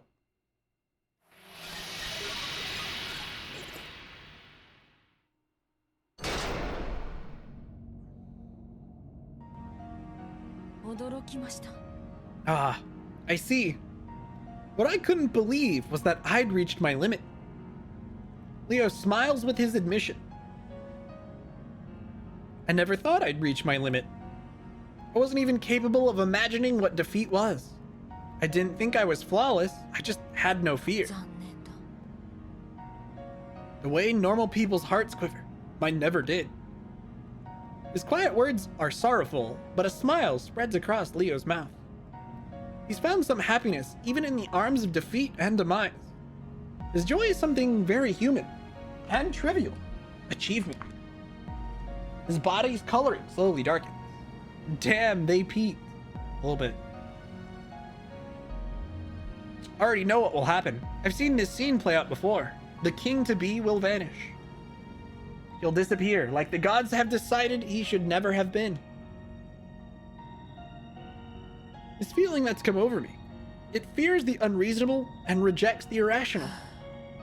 One more time. I won't lose next time. These are complex feelings. I don't want to give up. That's a compelling feeling, but all of them are positive.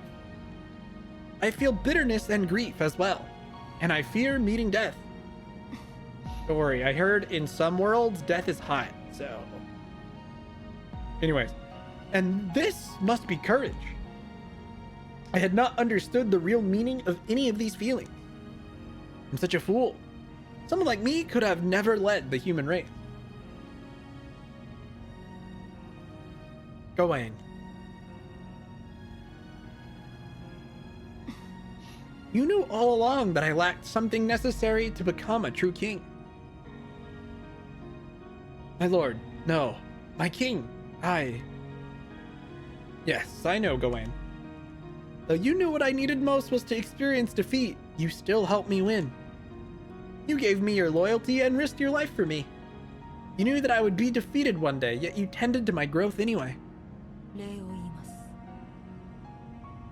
I lived so illogically, but thank you from the bottom of my heart. If it wasn't for you, I wouldn't have realized. I would have seen this defeat as a fluke and coldly ignored it. My king, I would have accepted you no matter what defeats you suffered. I am your sword, your knight. Your growth is your own. However, I am honored to have witnessed the growth of a truly honorable king. Oh.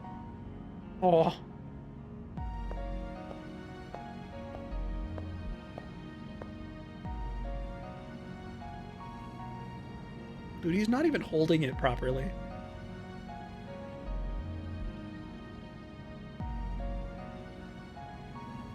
It's not even in his hand. It's just floating there. I don't know if I ever noticed that before. The limitation of the PS3 models, the hands don't have movement. So they just floated a sword by his hand. Oh, sorry. That caught me off guard. That was funny. With these words of praise, Gawain disappears. He makes no excuses and doesn't plead for his life. Yeah, since the hands in this on any of the character models have no actual range of movement, there was no way to animate him actually holding the sword. So they just used the camera angle to try and hide the fact that they were just floating a model of a sword in front of his hand. Very nice. Of course he doesn't. He gave 100% for Leo. He had no reason to be ashamed. After watching Gawain flicker out, Leo turns back my way. He is crying. I'm afraid of going cold. This is the most frightening of human emotions. This is despair. I never even knew a basic feeling like this. His voice is bathed in sorrow. I don't know if it is sorrow for his death or the person he was. Defeat. It was a necessary obstacle on my path to the throne. I can't retreat after coming so far down this path. Now that I know a defeat, I can become a complete king. Now, I can't help thinking of mayflies. They're those insects who gain wings to fly and then die after just a day. There is nothing I can do. It's unfortunate.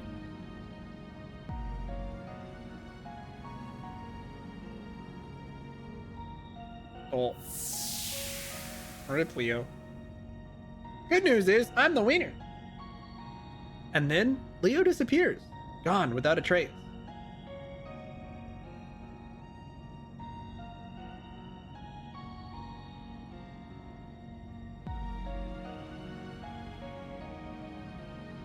I'm the only one left. An emptiness that I've never gotten used to wrenches my heart. That was the end, though. Everything is over now. It's really over. Isn't it? Yeah, wouldn't that be convenient? There you go and say shit like that.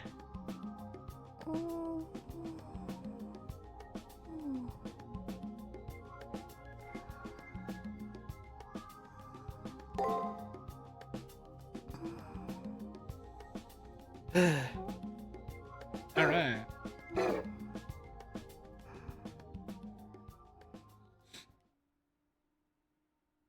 Save your progress? Yes. Well, I guess it's the weekend, so I can do this one.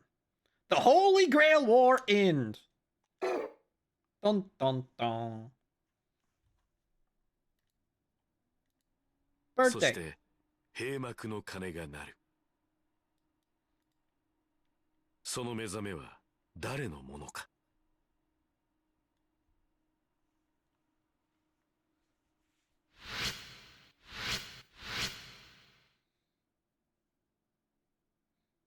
After winning the fight, I return to the now lifeless school. Almost all the people are gone. I'm the only master. I'm the last living human in this tournament. If human is the right word. Even all the NPCs that used to be here are now gone. There is no more use for them. The Holy Grail War ends here. Only the master and servant who won the Holy Grail War remain. Plus one system anomaly. Which is Rani, I believe. In any case, the path to the Holy Grail will open for the winner. Where could it be? While thinking about how annoying looking for it would be. Congratulations, you have crushed the dreams of all the other magi. That is to say, you have won. The Holy Grail War ends here. A voice echoes through the speakers. It's a voice I've heard before. Oh yeah, Shitty Wing? Fair enough. It was the voice I heard when I met my servant at the very end of the preliminaries.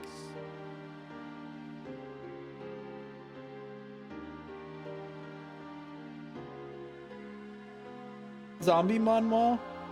Isekai as a villain ones? Those are fun. It's the guide created by the Holy Grail War system. It must be based on a real person too. The path to the Holy Grail is open to you, Victor. Pass through the door to the battlefield once more. I still don't have any answers. Maybe they'll come once I get the Holy Grail.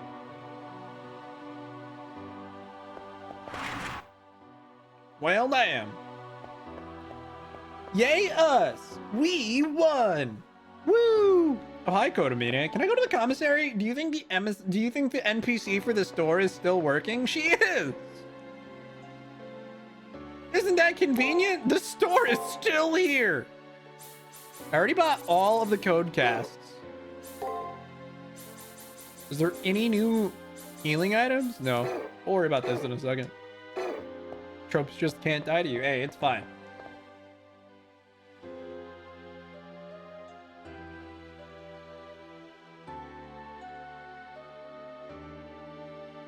He can't speak the way he thinks. Anything he says is filtered to be a big jerk and trash talking like a villain.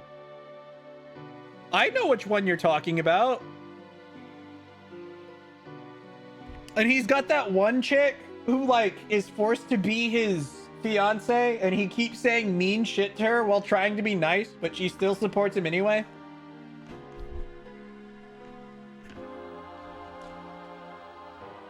I was reading that one.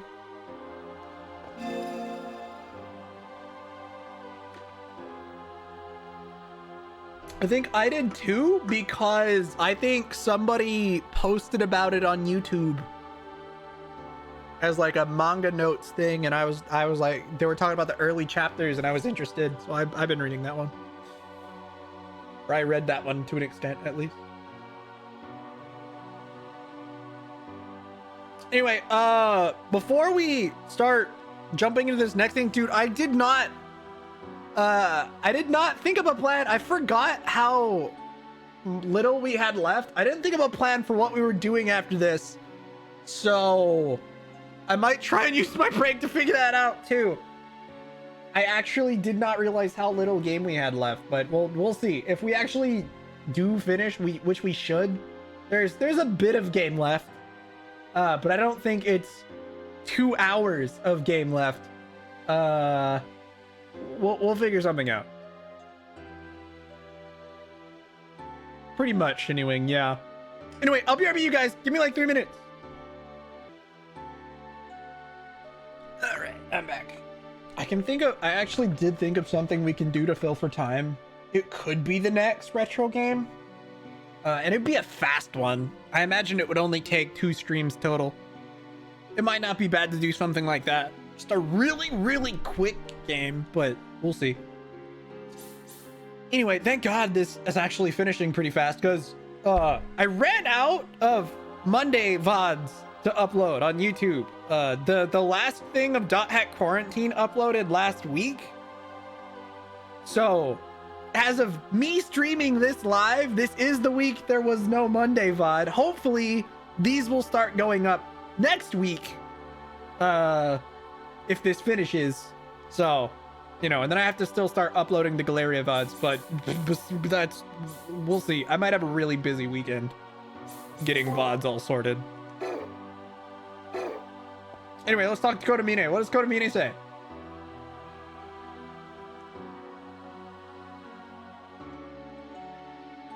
Aren't you the eager student, even though you no longer have need of a teacher? Or are you that fond of me? No, I'm not. In fact, I'm pretty done with this bitter priest. But like it or not, he has always been instrumental to my training and advancement. Even though he's nothing more than an AI, I wanted to say goodbye. You're a good student. Very well, goodbye. Let me offer some final advice. It is not brief, but the Holy Grail won't be going anywhere. Advice? What advice could the father have now that the fighting is over? This isn't to guide you through a fight, but to enlighten you about what you will receive shortly. It may be fairly late in the game to ask this, but what do you know of the Holy Grail? I already know the basics to it. It is the supercomputer within the moon meant to observe, also known, because that's how words work, also known as the Moon Cell Automaton. It is an archive that has recorded the history of Earth, or rather mankind, since antiquity. And Meiji fought to the death to determine ownership of it. That is good for starters. Still, you need to know a few more details. As the last master, you ought to know. That crystal is the Moon Cell. Only in the past century has it become called the Holy Grail. Saw the poll I saw and just posted in Discord. Yes. Also, for anyone here who hasn't voted on the poll, feel free to put some votes into it. It's still in my Discord. If you're in it, look at it and decide to play SAO. SAO was not on the poll this time. It's one of the ones I cut. I tried to keep anime trash games out of it. Like actual kind of dumpstery games. But the original version had a few. Like I said, I trimmed it down. For now. The only like higher quality game I actually had on it that I took off was like Samurai Remnant. And the only reason I didn't just put Samurai Remnant there is because we're still playing this for now. And I didn't want to do 2 Fate games, but still. Yeah. Anime trash game almost made it onto the poll, but I tried to cut all those out for this time. But you want to see the trash games, I'm aware. But maybe I need a break from anime trash games for a few months. Maybe. Just a little bit. The crystal is known as the Moon Cell. Only in the past century has it become called the Holy Grail. An all-purpose wishing machine. Who decided the Moon Cell would only observe, I wonder? Forcing other functions upon what is primarily an observation device is generally impossible there. But the all-seeing eye is lacking the rest of its head. Though all-seeing, the moon cell is not a god. It obeys the laws of physics like everything else. They also had some compile art games on there. I was gonna do Fairy Fencer again, but I took that one off too. You have to understand, I originally had like 12 or something games on that poll, and I had to cut it down. I'm like, let's not do this many. I really did cut it down a lot, and it still ended up being like 7 games. 1, 2, 3, 4, 5, 6. Yeah, I still have 7 options on there, and that's after I hacked a bunch of them off. Yeah, dude, I know. Samurai Remnant would have been a lot of fun to stream, but we'll worry about that in the next one. I had Disgaea on there. Dude, I had so many fucking games on that list. I cut it down to 7 though. You have to understand, I really was sitting there like, look at all this shit I want to stream, but don't have time for. I don't care which of these wins. I just want a little help deciding, because there's so many things I want to stream. Reload is winning? I thought Metaphor was winning briefly. Or no, Metaphor was tied with Reload. It's still tied with Reload, I think due to Pelican. So unless people change their vote. But we'll see. Like I said, the poll is still running till the end of tomorrow's stream. So y'all can have fun with manipulating that which way you want. Oh, Fairy Fencer F. It is Advent Dark Force. That is what I was going to play, yeah. That is the one that was going to be on the list, but I took that one down. For now. I've already streamed Advent Dark Force once, but it was before you were with us, so yeah. Don't worry. It will make it on the list eventually. There's a ton of shit I want to stream. I had to contain myself and limit it a little bit. But that list was originally a lot longer. Such as the Heisenberg uncertainty principle, phenomena that are not observed do not exist. By the same token, all things that are seen must be seen. Even things that are not generally considered to exist. The moon cell is a very complete database. It records many ifs as well. With such operational power, the moon cell can both elucidate the past and provide foresight. What you are leading towards is knowledge of the future. A place where every human wish and desire exists. A place to spy upon the future. On that terrible knowledge, much like what Laplace envisioned. The moon has no will of its own. Intelligence is a distortion of pure observation after all. But if someone with a will could harness the moon cell, they would see all of their wishes granted. The validity of one's motives, or even the very presence of motive, is inconsequential. All that matters is that the winner of the Holy Grail War is strong. Just strength. An immoral priest like Kodamine would reduce human struggle to that. Does the moon cell, the Holy Grail, desire strength? Or is that the conclusion reached by whoever created this priest? That is all. Did it help? What all of you have been crawling over is nothing more than the moon cell's surface. Go forth, reigning master, deep in the moon. The ring of fire awaits your answer. I will wait in front of the arena. If you find it hard to leave the moon cell, come find me. Oh boy. Oh, hi, Rani. May I go with you? The fight is over, I see. Thank goodness, for I no longer wish to part from you. Yes, the Holy Grail War is over. I don't see any more problems. Even I'm worried about Rani when she's away. I don't object. Prepare a little bit more. Oh, so that's the last door. So that's how we actually move on. We can go to the arena and do a little bit of leveling. Also, apparently Sakura has a lunch for us. Seriously? Congratulations! It made me very happy that you kept coming to see me throughout the Holy Grail War. Even if I didn't have much of a presence in the game. Did she just break the fourth wall? I mean, knowing the plot of CCC, I guess that's not terribly surprising. But if that's the role the moon cell wished for me, it would be silly to complain. Don't worry, you get a bigger role the next one. Ha ha ha, alright, my parting gift to you will be a lunch.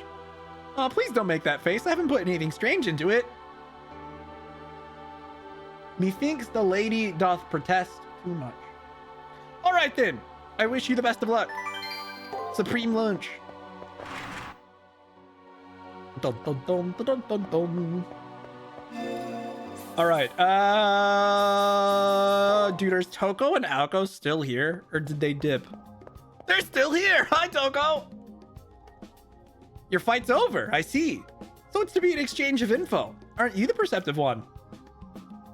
That's it? That's all she says? Lame. Right. So advancing would be talking to Rani. We can go to the dungeon real quick if we want. And we have unlimited time to run in and out of the dungeon. On New Game Plus, Taiga's thermos would be on a table after, because to actually access the super boss, you do have to finish all of Taiga's requests. But since I'm not on New Game Plus, she won't be there. It's fine. Time to get back to reading Shangri-La Frontier while the metro back home. No worries, Noma. Enjoy your read. So the same place, there is anymore. Should be unusable. Go feel the need. We're trading. Yeah, let's go to the arena. Why not? Yeah, so basically he just gave us a arena time is unlimited, so have fun with it. So the nice thing about this particular arena floor is it's full of Nephilim enemies. There's 2 Nephilims in here. Kind of crazy. And they can infinitely spawn, I think. We can just go in, kill everything, leave, go in, kill everything, leave.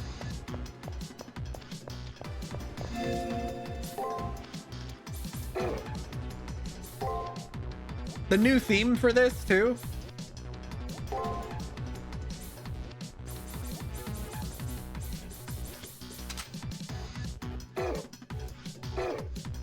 All right, let's go.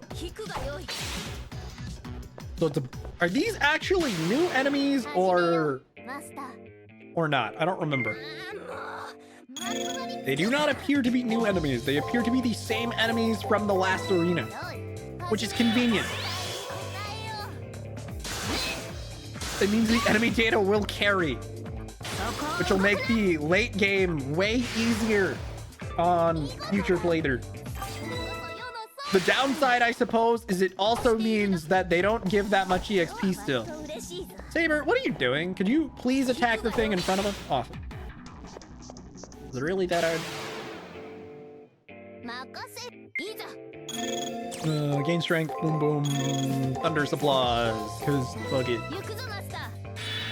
Battles piece, this actually might be different. These don't seem familiar. They have more HP than before, don't they? They also take less damage. Maybe they're not the same enemy. Maybe I'm wrong. Yeah, they didn't drop pure ethers before. So actually, these may be new.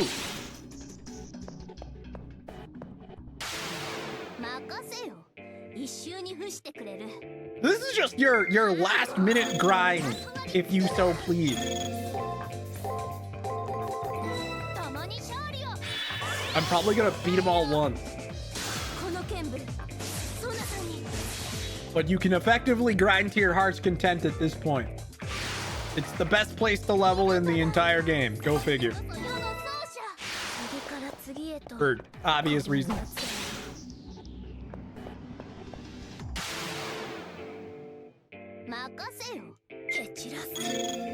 Oh, gain strength.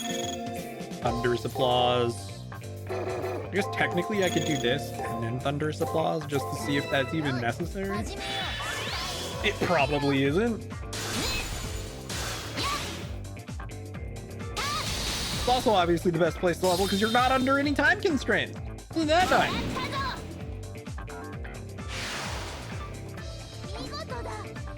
Could probably do the bare minimum of leveling over the course of the main story. The only reason I was so... I mean, to be fair, I did the bare minimum of leveling. I did a little bit above the bare minimum, I suppose. Because I went through and fought every enemy on the floor every time we went through it, outside of the early weeks, where I did a little bit extra. But your level isn't nearly as important in this as to, like, where you're putting your stats, because of just the way the leveling system works, right? So my level wasn't that terribly important. I probably should have fought the Nephilim first since we were about to level, because now this guy's gonna give less EXP than he would have otherwise given. Kind of a bummer. These guys probably have question marks for HP now because they're... Oh no, this is like the same enemy as before. What? Whatever. I'm just gonna do Thunderous Applause twice. A bit of overkill. I didn't apply the damage buff, so oops.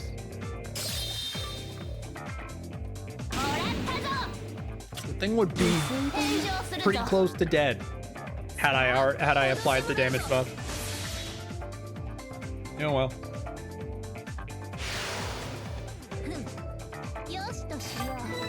Yeah. Honestly, level 40 is probably about all you need to beat the game at. And since I've been pretty, I guess, smart about allocating my stats for the most part, agility going to D probably wasn't totally necessary. But, you know, whatever.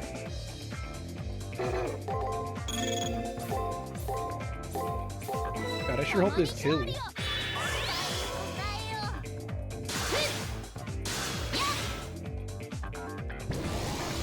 Oh shit. Ouch. Heckin' rude. That didn't kill him. This might be a problem. Oh boy, that was pure luck that we didn't fucking die. Actually kind of terrified there.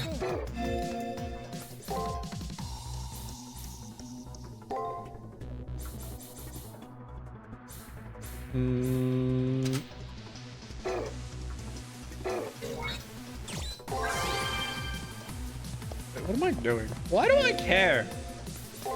For the sake of this and to save time?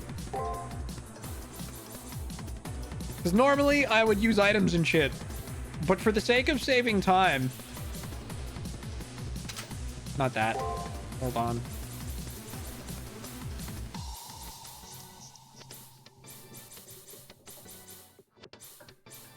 Where was it? Celestial Blade? Yeah, for the sake of saving time, I'm actually going to use the fountain. It's like one of the first times in a while I've used these damn fountains. I've been skipping them since like the first dungeon, probably. Despite picking easy mode so I'd have access to fountains, I've actually been trying to avoid using them as much as possible. But the most efficient way to go about this when the fountains aren't here is to obviously just friggin' leave instead of using items, because you're not under any restrictions. And that's slow, so I'm just going to use the fountain so I don't have to load in and load out. And admittedly, I'm probably only going to beat these guys maybe once or twice. Do I really care about getting level 40? No, not really. I'm not sure I'll need it. I don't need to hit level 40. So I'll probably just beat the rest of these guys the one, and I'll call it there for leveling. I mean, what's up, bum? How you doing? This at least gives me more enemy data, because I think if I wanted to hit level 40, I'd have to do this maybe twice. Twice at most. Saber, hello? It's not that hard, really. Oh my god, it's a stationary target. There it is. You're doing okay? Glad to hear it.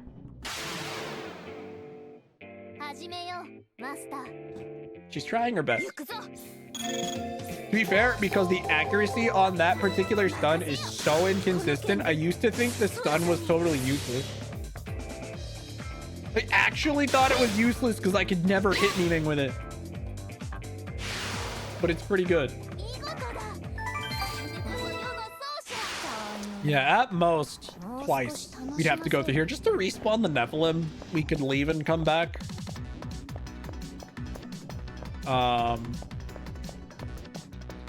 They're like 2k EXP apiece. But I do not care enough to level more, so we're gonna go spend the level we got, and surely that'll be enough. I don't think I'll need more. It would be purely for self-satisfaction. Honestly, if we do need more levels, we can go back and get them afterwards, right? We'll just reload and get the levels at that point. But we should be just fine.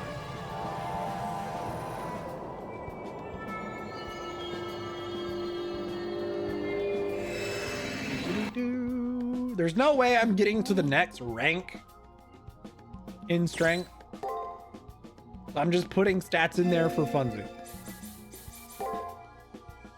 The next rank would be at, I think I mentioned this last time, but her strength would have to be at 193, which is another,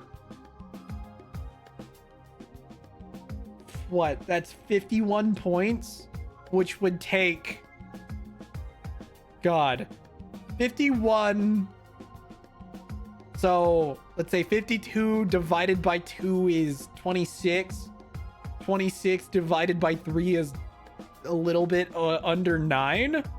So I'd need 9 more levels. Yeah, fuck that. I'm not leveling to 48. Hell no.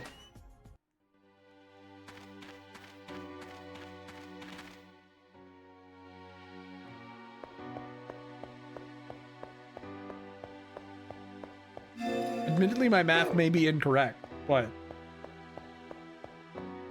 because I guess the more accurate way to do it would be, what's 52 divided by 6?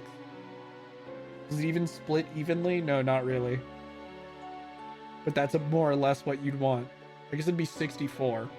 So 8. It would actually be like 8 levels. No, that's still 9. That's still 9 levels. Doesn't matter. The outcome, the math, while a little bit flawed, still gave me the answer I wanted. I just didn't round up enough when I was doing my initial calculations. Whatever, who cares? Who wants to sit here and do math while playing an RPG? If I had camera on, I'd be staring at the camera like with a knowing look, because I mean RPG is all about number go up. Why am I in the menus? Right, I wanted to save.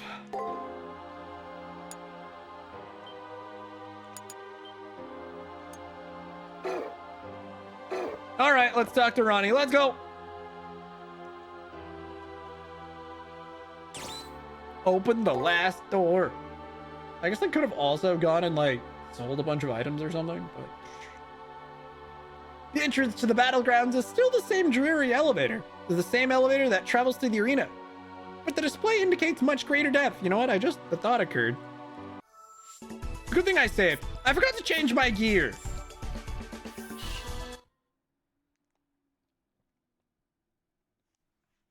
I forgot. I should probably put on a different code cast. Ripperoni.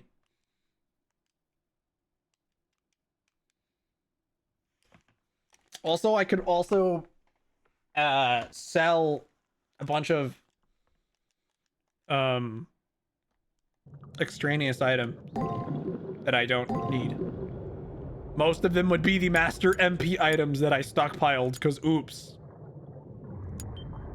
A bit of an oof. I have a few too many of those. I didn't use nearly enough of them, but it's because originally I actually thought your items all carried over. They don't. Only the formal wear. Your money does though, so you know.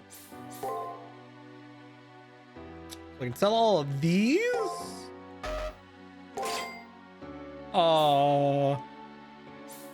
Honestly, I could probably sell all of these. Definitely all the MP items. Big oof. I could probably keep like 2 of these. Just because. Maybe only 1. Not sure I need that many. The elixirs. I mean, at that point, let's just keep all the elixirs. I'll sell one. 5 elixirs will be more than enough to get me through the ending shit. Surely. I'll keep like 5 remedies. It's not like they sell that much anyways. I still have at least 2 Sakura lunches. I feel like this is actually probably overkill in terms of items I'm bringing. Honestly, these 5 elixirs might be like all I really need.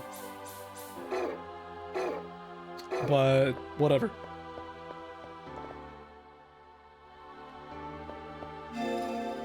And then equip.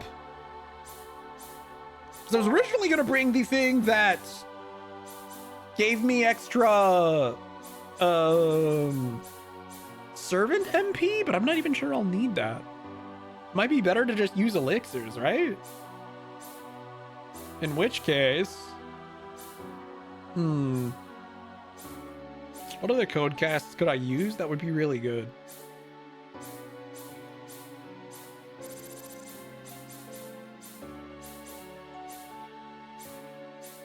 Physical damage and stun on an enemy. Maybe. Isn't there a different one that was more consistent though? The problem with that one is it seemed to not stun all the time. This one, if used against a skill, had a better chance of actually stunning. I think I want that one. All right, and then I'll save. Surely this will be fine. This will be good enough. With that, I officially saved that I sold all those items. Maybe not the smartest idea in hindsight, but whatever.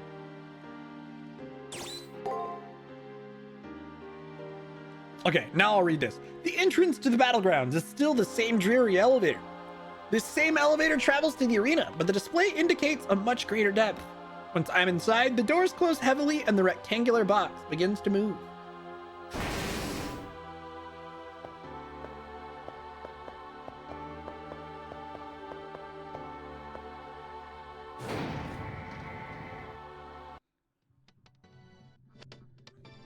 Saber. But where'd Rani go? Uh-oh. Sure hope there's no fights on the way. わずか7戦とはいえ、それぞれが特徴に満ちたものだった。まあ、共にするのはこの私である。相手は人類史に冠たる英傑たちなのだから、無難なものになるはずもないのだが。出会ったばかりの頃のそなたを思うと、つい方が緩む。あのひな鳥がよくここまで成長してくれた。世は自分のことばかりで人を導くことはついぞなかった。導いたつもりでもそれは誤った多くの人生を踏みにじるものだった。だからこそ今は嬉しい。そなたはもうどこに出しても恥じることのない立派なマスターだ。唯一しくじったと思うのは、そなたの欲のなさだな。そなたは聖杯にかける願いはないという。それは間違いだ。実現するかしないかは別として、願いあっての人間だ。世を見るがいい。英霊となった後も、こうして人生を楽しんで。Maybe I shouldn't enjoy a life quite as full as yours, though. そしてだ。今の世の楽しみは、そなたの笑顔を見ることだ。それくらい良い戦いだったのだ。人を愛するばかりで愛されたことがない私にとって実に得難い戦いだった。Narrow。人に思われるというのは良いものだな。では参ろう、我が思い人よ。この先に何があろうと、そなたには軽やかであってほしい。そのためなら、私はいかなる攻めくにも耐えてみせよう。I don't know if this segment lasts as long as the conversation or not. So I was walking just in case. So now we may have a really long run ahead of us.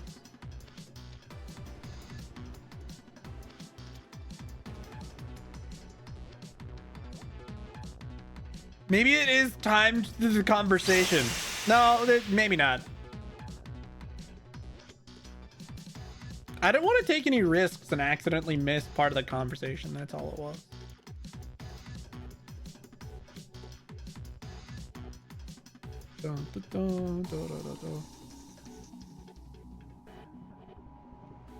But I have a feeling I probably could have ran the whole time and it would have been fine.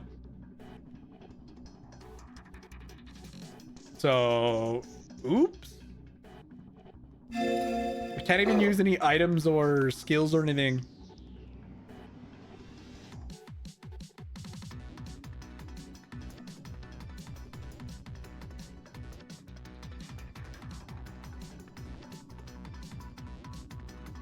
Oh, so that's how they get around the fact that when she normally holds her sword, she's holding it backwards. Like in her standing animation, one of her hands, like when she's walking, she holds it backwards. And since I know the hands don't have a whole lot of movement in this game, she just holds it backwards with one hand.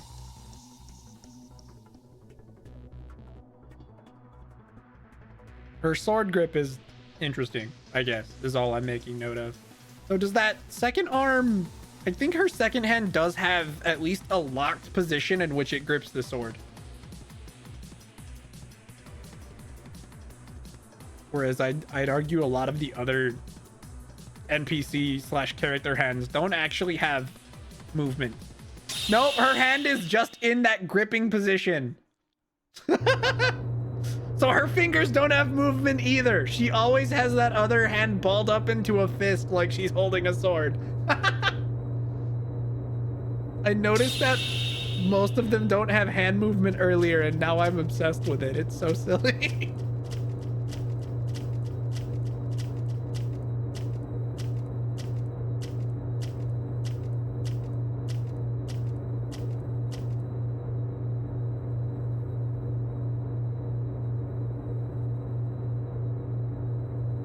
It's an incredibly vast room. Actually, a space so cavernous could hardly be called a room.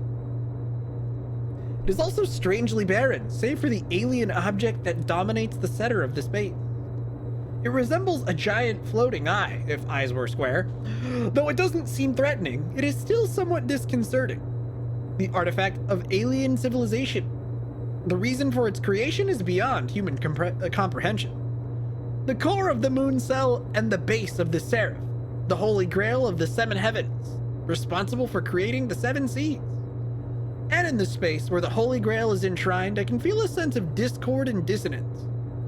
In front of the holy grail is a jumble of skewed stone pillars, which only adds to the tumultuous atmosphere. There's also a guy there. On top of that pile of stone sits the lone figure of a man. He looks to be in his late 20s at most. His expression is blank enough to be totally unmemorable, but as an NPC, he doesn't need to make an...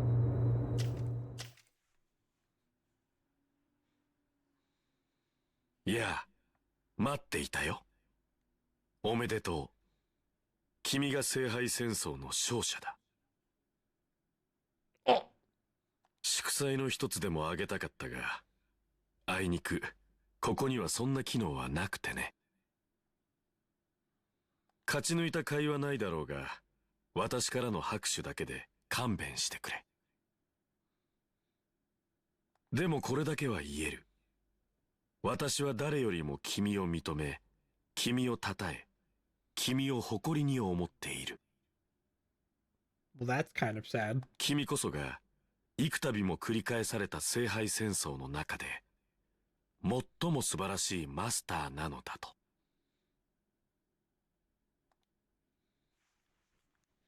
Well, he seems friendly. There is something more dangerous about him than any of my other opponents. It's a feeling of nothingness. There's something very strange about the man in front of me. There is someone else here. That man has a servant with him. At the same time, he mentions his servant. I can feel Rani tense up behind me. The person before us is not an NPC. He is in actuality a master like you. But what would a master be doing here? Everything should have already been decided. Well, to be absolutely accurate, I could just as easily say that you're a master who shouldn't be here too. How can a master who was defeated still be alive and present in this place? I must look into this later. Well, that's an issue for another day. At least one rule will still be enforced. Only one master may leave. And unfortunately, you are the one who will disappear. I advise you to enjoy what little time you have left. Yo, this guy's just gonna eradicate me? Now that's settled, I'm pretty sure the question on your mind is, what are you, right? Pertinent question worthy of an answer. Of course, I am both an NPC and a master. To be more accurate, I should say I was. To have been an NPC who is now in possession of the power of a master must mean that. She briefly glances my way, her eyes wide with shock. Suppose a more thorough explanation is necessary. The story's kind of long, but please bear with me. Oh boy, rip my voice. First, allow me to hold on, I'm gonna yawn. All right, sorry about that. Allow me to introduce myself. My name is Twice H. Peaceman, but please, just call me Twice. Twice Peaceman? A 20th century scientist known for his advancements in neurosurgery. Though to be the first spirit hacker, his hatred for war was such that he'd charge into battles to save lives. The young girl beside me mutters under her breath, as if reciting an encyclopedia entry to herself. So that's how history sees me. That I detested war. That part is definitely true. I hate war and will not tolerate its existence in any form. Not even the Harways are exempt from this fact. However, that truth only scratches the surface of my beliefs. Much like the moon cell, it seems that a single well-known function has erroneously defined my true ideal. It began when I was a student and obsessed with the history of humanity. I will never forget the many shocking realizations I received during the course of my study. The betrayals that make up history, combined with severe shell shock, gave him an abnormal hatred of war. Allow me to clarify, by him I mean Twice Peaceman, and he was, in fact, incredibly ill. When he saw any image depicting war, he was overcome with overwhelming panic attacks. It was almost as if he would get severe heart palpitations and his blood pressure would skyrocket. From that day, he, meaning me, was consumed with an unease that became almost painful in its intensity. Even after becoming a scientist, he still risked death to save others because of that unbearable pain. That's the whole of it. What drove him during his time in the mortal coil was not a sense of righteousness. What drove him, or what drove me, was one simple question. Why was I the only one who seemed to hate war? As I said, Twice was ill. There was no reason for him to risk his life so foolishly on the battlefield. Why did I involve myself in war? Was it to understand it better? Especially considering the effect war had on me. Even while struggling with those questions, my mortal self still irrationally kept going into battle. In the year 1999, a horrible neurological disease broke out in a city located in the Far East. Whoa, we were seeing some of this. Based on the available evidence, the cause of the outbreak was a biological weapon created by terrorists. Twice was called to the city to treat the victims of the attack when he was caught in a major attack himself.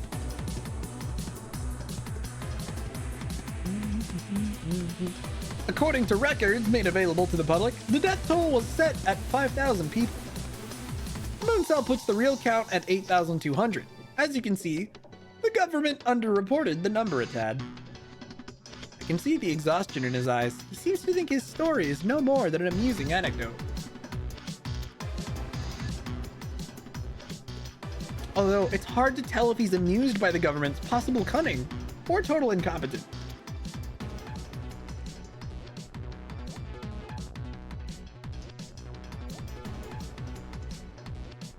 Anyway, that's when the person I am patterned after died. Twice ended up one of those 8,200. Something strange. I remember seeing the place where he died, as if I too was one of those many victims. I can recall the sight of buildings set aflame, but when I was Twice, it was a scene I had experienced before. It was then that the mortal Twice, the person that I was, recaptured the repressed memories of his childhood. In the 1970s, there was a clash of ethnic groups arranged by major powers as a war by proxy. Twice was orphaned in the conflict. The place I remembered was hell. Everything around me was collapsing. Everything fell without any sense of morality and without any acknowledgement of the value of life. And there lies its brilliance. The young Twice must have concluded that life itself was truly a miracle. All that remained of that epiphany, I've already told you. Anyway, Twice was adopted and became a doctor. And though I tried to forget the past, that one fundamental truth was burned forever into my soul. Twice despised war more, and it became his intent to kill war itself. I got involved in war in order to end it. However, at the core of my very being wasn't a denial of the meaning of war. It wasn't that at all. Twice had seen many battlefields, the never-ending hell, the horrific evil perpetuated by humanity, a group of soldiers made to fight against an army many times their size that was far more experienced and supplied. Forced to flee from guerrillas, a girl of 5 travels on foot through a jungle that few could hope to survive. Innocent victims of violence who rebuilt their village and their lives without help from anyone. I find that odd. Even though I hated war, I saw a great deal of strength emerge from the conflicts I witnessed. Now that I think on it, the mortal me was the same. All of Twice's great works were born of war. The many revelations, the uncounted number of rescues, none would have happened without the hell that is war. All the mortal me really did was bring back a number of things from the depths of hell. And in the end, I was a victim of a terrorist attack. But as I was dying, it all came back to me. I saw the burned fields of my home and recalled the tenacity that helped me go on, even as everyone else died. Yes, 3 seconds before my heart stopped, I finally received an answer to my question. It was never denial. What drove Twice repeatedly into hell was because I who eventually fell victim to violence, could no longer consider war the ultimate folly of mankind. Nothing can be hidden from the moon cell, and it records all it observes, including my final thoughts. As time went on, I was reborn as an NPC based on the record of my mortal life, just like any other NPC here. They may appear human, but are nothing more than puppets playing assigned roles. I was the same. However, the empty doll gained a heart. Maybe interacting with so many masters combined my skills as a spirit hacker pushed me into consciousness. More likely, it was just an anomaly born from a single near impossibility. How it happened, I cannot say. However, once I gained true consciousness, the only thing I could do was act as Twice Peaceman would. The dream that I saw as I died, the ideal that existed only in my mind, I now exist only to make it a reality. And what was in the dream that the Twice who died saw as his life slipped away from it? Endless war, of course. To see mankind engage in a grand war of mutual extinction. He says this last statement in a matter-of-fact tone. There's no hint of insanity visible in his eyes. Naturally and with obvious sincerity, he can somehow utter such a statement of absolute madness. The future has been corrupted. That is the conclusion I've come to after studying the moon cell's records. Anyone with a brain can see that the world is doomed. Humankind is long since past its adolescent stage. Man was still maturing in the 1900s. A balance was struck between penury and prosperity. But it didn't last. The period of immaturity ended, but the golden age that should have followed never occurred. You do realize this, right? What has happened to the planet and its people should never have come to be. The spirit of mankind has stagnated, just as the world has. The future is rotting away like overripe fruit. When that fruit should be at its best, it has fallen to the ground. That's not the way history should be. That's how Rani and Leo described the world. A place of peace, stupefying stagnation, and entropy. But is war really the answer? Because it is the most efficient way for mankind to progress, stability and stasis only act to preserve a species. The objective of modern man is merely survival, then there is no reason for them to exist. In my previous life, a great many lives and resources were consumed for the sake of convenience. Why? What was the need for such prosperity? Prosperity is just an illusion and exists only for its own sake. I expect that you agree with me. Humans are capricious creatures that must feed on dreams to evolve. The preliminaries illustrate this truth. In an artificial piece, ignorant aggressors revel in idleness. Humans can only mature after breaking free from their idleness. That seems to be the case for you. And now, ideologies are based on the detritus of an ignoble and forgotten past. That loss can't be overcome. I cannot allow such ideas to become the foundation of the next epoch of human civilization. Don't you agree? If the future isn't worth the suffering of the past, that would make man mere murderer. For the humans who lived in the distant past, the future that man is now planning cannot be accepted. The future that will be is a mistake. Humanity was not spent countless lives for the society that is to come. But we cannot reverse time. Since going back is impossible, there is no choice but to move forward. With that in mind, we will recreate the wars of the past and revise the history of the last 100 years. By having everyone fight in a war of survival, mankind's consciousness will be forced onto the correct path. My wish has become a firm conviction. As the winner of the Holy Grail War, your existence is proof of that. This person's existence? Rani whips her head around and stares at me as if demanding an answer, but I'm just as in the dark as she is. Originally, the Holy Grail War was a way for the Moon Cell to gather data, and to even have a name at first. Moon Cell only wanted the best data samples. Having a war of survival was a good way to separate the chaff.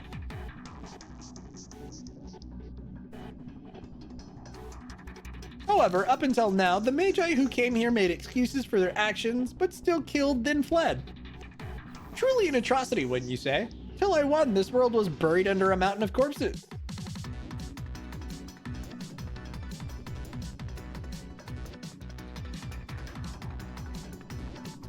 After all, being an NPC, I get the luxury of continuing on even if I die. I watched their fights as an NPC, and when I became conscious, I fought battles of my own, weak though I was. After several dozen fights, I finally reached this elevated seat. After that, my story becomes simpler. Manipulating the rules of this place, I created the Holy Grail War.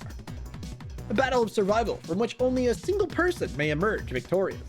Her made this world into a place where the limits of human potential... God, I keep yawning.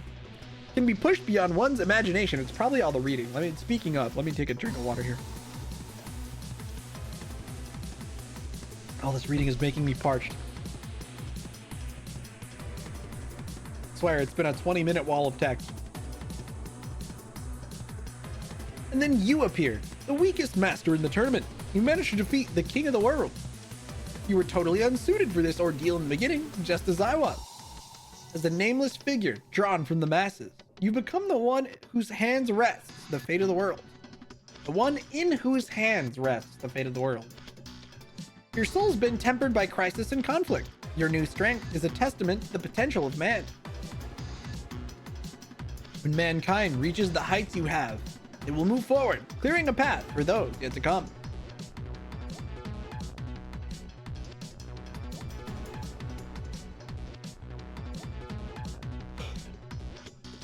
Now, it's time for you to claim the Grail for your own. You've earned the right to show the world the true path. Shout out, so that all can hear you say that war is necessary, that humanity can and must evolve quickly. Just input this one little phrase into the Moon Cell. Don't stop. After that, you can do whatever you wish. Whether you become king or a god is up to you. You have my blessing, as your choice will bring endless war. The wounds suffered by humanity after losing countless lives in endless conflicts run deep. If the only reward for such suffering is stagnation, then humanity deserves to be cast into a new void. Some sacrifices cannot go unheeded. Mankind must be inflicted with wounds that they will never forget. Twice's words seem to freeze me in place, unable to think or act in any meaningful fashion. His words convey a self-righteousness that transcends any sort of petty bias or prejudice. However, for a reason I cannot explain, I can't dismiss his ideology as evil or insane. Might be because Twice himself doesn't see his idea as some sort of righteous cause. Twice Peaceman, a digital recreation of a once living being, just as I am. Putting aside the fact that this person is a cyber ghost just like me, my thoughts are still a confused jumble. How exactly should I respond to this man? Before I can speak, a question occurs to me. As a winner in a previous Holy Grail war, why is he still here? He has a wish he once granted, so why doesn't he just claim the Grail? Why have someone else go in his stead? An excellent question. The answer is that I can't. If I touch the Holy Grail, my wish would be rejected. According to the Moon Cell, my existence is considered as nothing more than a irregular data stream. I can fool the low-level processes, but if I access the core, I'd be seen as an NPC and immediately deleted. My victories would mean nothing. I need a legitimate master, someone who can make my wish a reality. I'm getting the feeling he doesn't know. Any irregular data would be deleted. That would mean... What emotion did her words just express? Her mumbling sounded very much like a dejected sigh. Rani stares at me, her eyes wide open in shock and horror. That's why I've stopped here. I've been waiting for years at the gate to the core, awaiting one I deem worthy. Upon reflection, I wasted a great deal of time. I was able to plant the seeds of war on Earth from here by manipulating and manufacturing information. But it was a case of too little, too late. Also, my methods were unreliable and on too small of a scale. With full access to the Moon Cell's records and my ability to divine the future, I can bring about Armageddon. Of course, I don't intend for everyone to die. I simply wish to instigate a war that anyone can survive. You can see it through the gate. There lies the moon's core, an object made from the purest photonic crystal. Photonic crystal? Wouldn't that make it a crystal of light, right? It's composed of photons? Whatever. The results of the simulations of Earth's future run by the Moon Cell are stored as light within the core. The one who recreates the core has the right to choose the course of the future from infinite possibilities.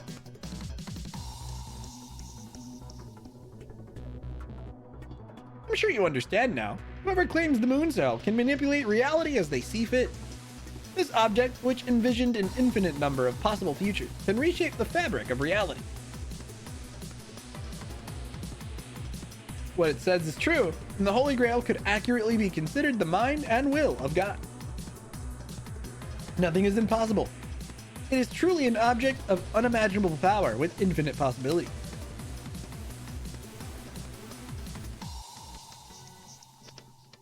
Yes, you do understand. It has many other names. The Photonic Abyss, the Angelica Cage. Take your pick. You've earned the right to claim it as your own. Now, please proceed. Unleash the perfect storm upon the world to undo the lie of stability, rewrite history as I have said. Twice looks in my direction, an expression of earnest confidence reflected on his face. Almost as if he is sure that I share his belief that war is the answer. This man, while despising war and violence, could not ignore the immediate results that war brings. This supposed comrade who gains strength through fighting much like I did clears the path for me. However, only those I care about matter to me. The future and evolution of man, neither of those things seem to matter to me in any meaningful way. And even if I was someone great in my mortal life, I have no right to claim kingship in this era or any other. The well-being of the world and of mankind, there's no way I could bear such a tremendous burden. Even if I choose to accept the burden, it's not right to take it on because others refuse to do so. That's why my mind is occupied with the thought of what is precious to me, a cherished, irreplaceable existence. I can protect that which I hold most dear, and that should dictate the path I choose to walk. I can see her in my mind's eye, a lonely doll broken in body and spirit from the beginning. And I'm sure that the day will come when she'll be able to smile again and that she'll be able to feel again. It is that one thing that I cherish dearly, the minor wish I discovered in the Holy Grail War.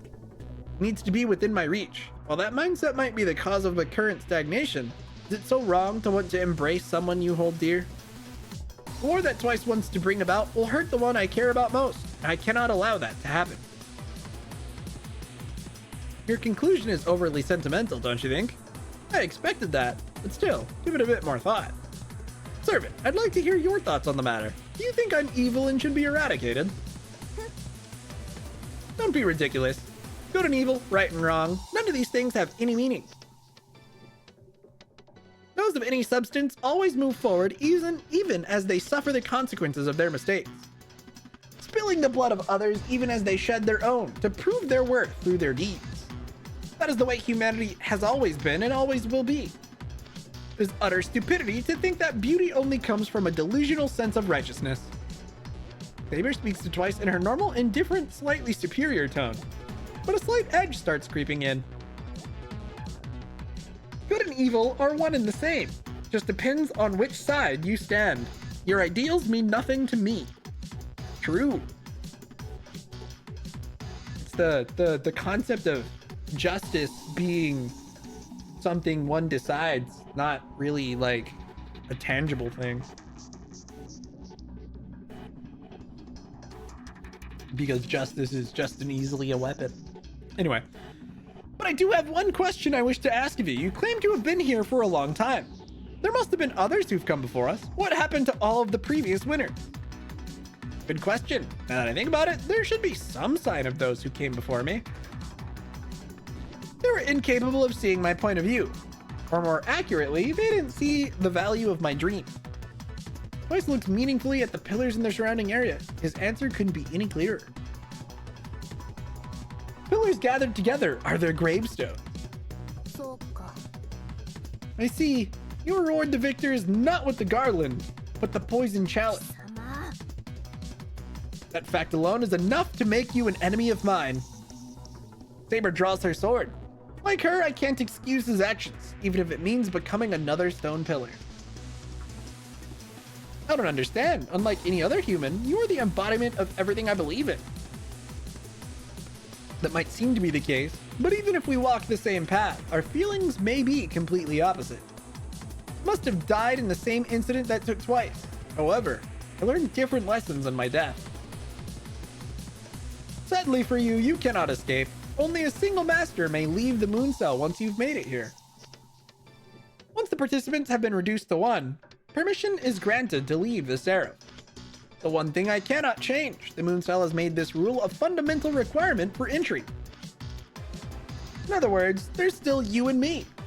As long as both of us exist, neither can escape this place. So there is no path open to you but the one that leads to the Holy Grail. And given your capricious nature, I can't relax yet. There's no guarantee your potential will shine through. The world has reached its limit as well. Soon it will be too late to overcome the stagnation of man. However, Twice Peaceman is wrong. The moon cell automatically erased irregular data.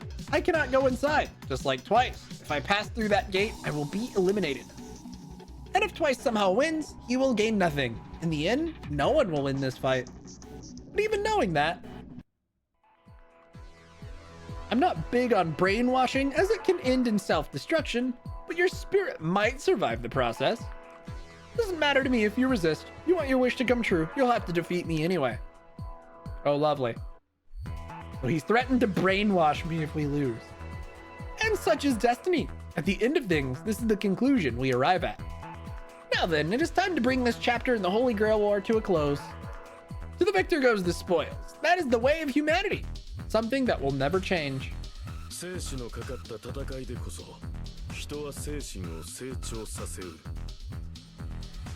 Okay.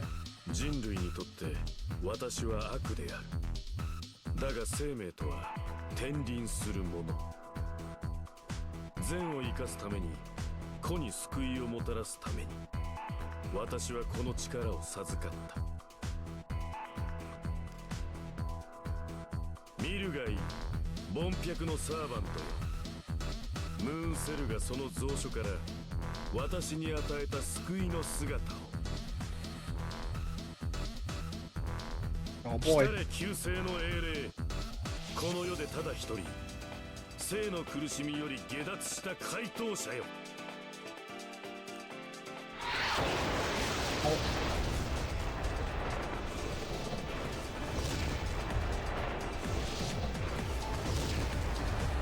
Oh, hi.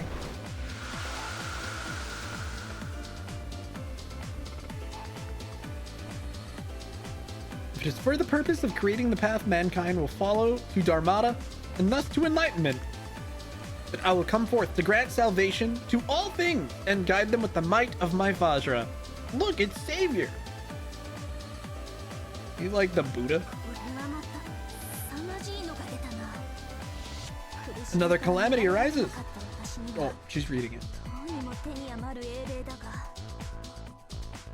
It's fine, Saber. We'll be fine. Don't worry about it.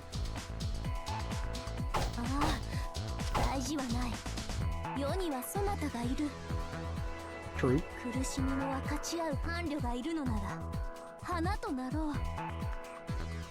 I think this probably changes based on whether or not you filled out the servant matrix. Because your servant is more loyal to you after having their, you know, bared their soul, basically.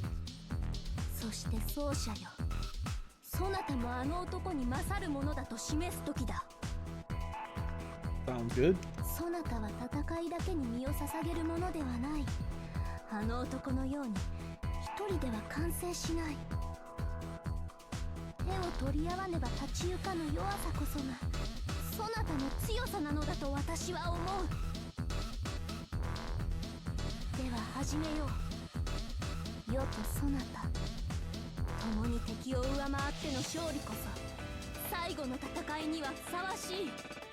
Sounds good. The problem is we don't have any enemy data, so this might suck.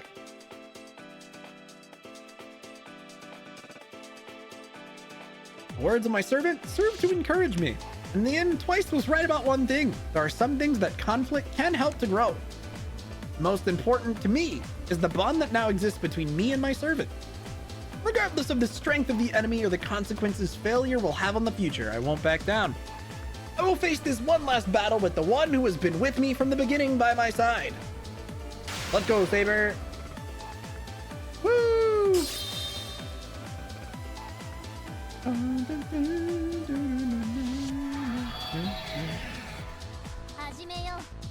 Let's kick his ass. I don't actually think this battle is super hard. I don't think.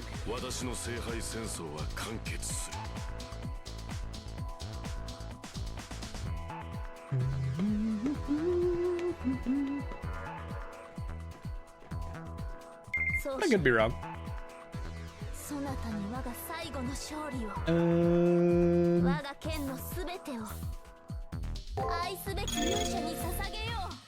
Well, we actually have more, I feel like, looks into his attacks than I would have expected.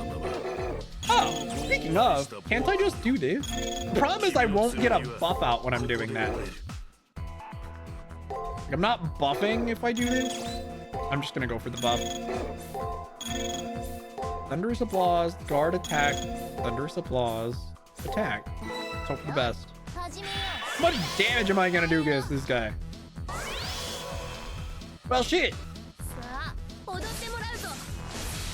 I don't know what that did. Give him a buff. Wow, he doesn't have very much HP. This actually may not be that bad. He doesn't seem to have a whole lot of HP. We might be chill. I'm gonna assume whatever he's doing is dangerous and therefore...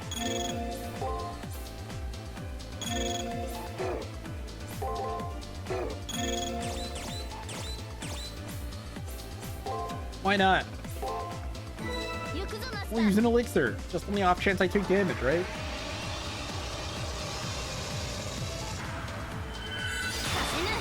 Block. Took some damage.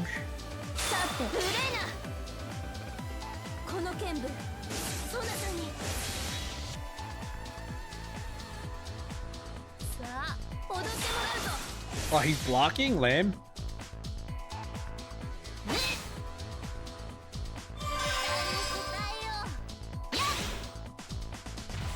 Strength buff? Is it still there? Nope, it expired. The fuck is that? Well, tell me he doesn't have multiple health bars or some bullshit.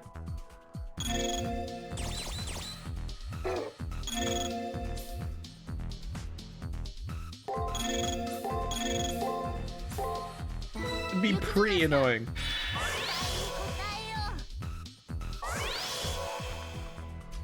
Don't know what that is. この剣舞 Eh? 程度があろう Fucking ow? さあ踊ってもらうぞこの剣舞そなたに高いな Hmm. 奏者よ我が神命を Well, this is good timing. We're gonna hit him with one of these. And then this. And then I'm gonna use an elixir. I'm gonna hit him with one of these. And one of these. And one of these. And one of these. I don't even know if I have enough MP for those, but I don't care. We're trying it anyway. I have a feeling not all of those will work, but it doesn't matter. It'll be just fine. In fact, we may not even get that far into the turn list. This may just kill right out the gate. Yeah, I kind of thought that might be the case. We didn't even get to use the second elixir. Get fucked, loser. I can hear the sounds of battle. And though I've been defeated many times, it's still painful all the same. But I have no regrets. Just as life is an endless cycle, war too will endure. You are proof of that. Twice, who even now still holds tightly to his beliefs, slowly begins to fade away like all of the others. But whether he's following his own rules or those of the moon cell, I cannot say for sure. Do you know how stupid I would have felt trying to level to 40 for that fight? No way. I'm glad I didn't waste my time. Now, go and touch the Holy Grail. You'll come to understand many things once you do. Wantonly consuming lives, thriving without a purpose, our future blossoms like a flower by the roadside. Whether that turns out to be right or wrong, I would like for you to see and judge with your own eyes. We are both truly righteous or not. Bro, I can't touch the damn thing either.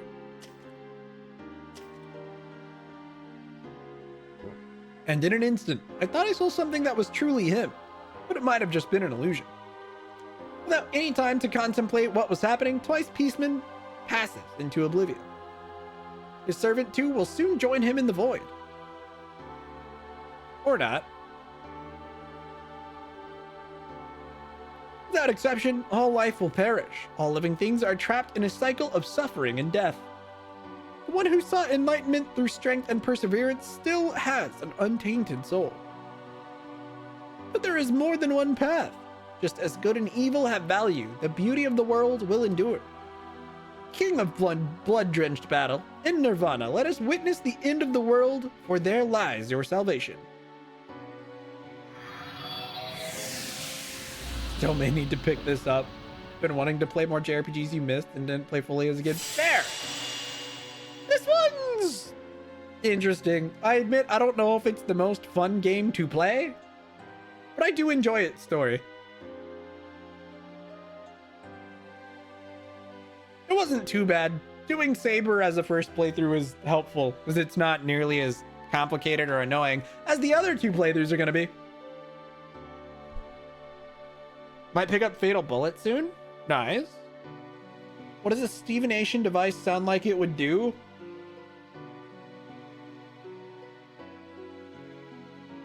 I don't know. It forgot.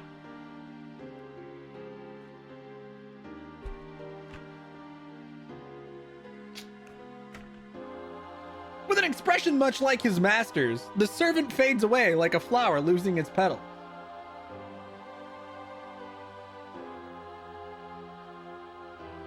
Stevenation device would forget what its purpose was because it can't remember shit. That's my answer. And the next big Steam sales happen. Fair. The only person to have escaped the cycle of suffering, seen by some as a savior of the spirit of humanity. Also, welcome to Street, Zeke. And I'm doing pretty alright myself. I see now. He did not support Twice's ideals. Instead, he was showing compassion for the soul of the human known as Twice Peaceman. With this, it's finally over. Hi, Rani. The girl's relief is obvious in her tone of voice, and the fact that she's beaming a smile, man. However, the ending is yet to be revealed. There remains one last thing to do. The Holy Grail. The war will only come to an end once the victor claims it for their own. Unfortunately, we can't touch the damn thing, because we get deleted if we do. That is right. I had forgotten all about that. But the smile on Rani's face is proof that she is yet to realize that the winner of this war and Twice are the same. I'm pretty sure she should have realized, right? The moment I touch the Holy Grail, the Moon Cell, I will be identified as irregular data and erased from memory. Go to Vegas and do an Elvis impersonation? Hell no. I refuse. The thought of leaving this girl who finally learned to feel is painful, but some things cannot be changed. However, even if I am to be deleted, there should be still a small window of opportunity. Time enough to sneak in a modest wish. To extinguish the remaining fires of war that Twice had set ablaze. To put an end to the senseless bloodshed of the Holy Grail War once and for all. The Moon Cell Automaton, the very mind of a god. I will seal it away so that no one will ever be able to access it again.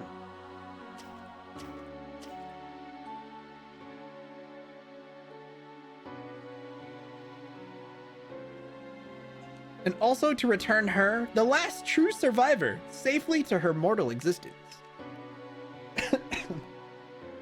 A number of wishes race through my mind, but I won't have the time to ask for them all. Can only ask for the most important of my desires. But any wish I make will be influenced by the experiences I gained fighting in this war. I make my way to the Holy Grail, the object that is both bane and boon to the one fortunate enough to survive.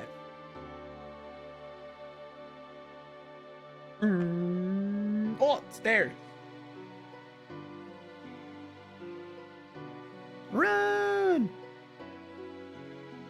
Run before she notices. As a fallen master, I cannot go with you, but I will wait here for your return, so please, come back quickly. She actually hasn't noticed? The gentle expression on her face puts my worries at ease, as no soulless doll is capable of a smile that's so alive. Even if I don't return, she can live the rest of her life as a real person capable of human emotions. And with that, I move towards the gate without further hesitation and without looking back. I'm surprised Saber doesn't say anything either.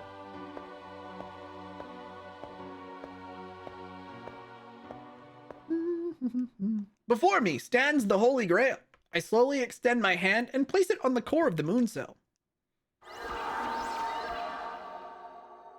I've never actually seen this ending, since I never did Rani route.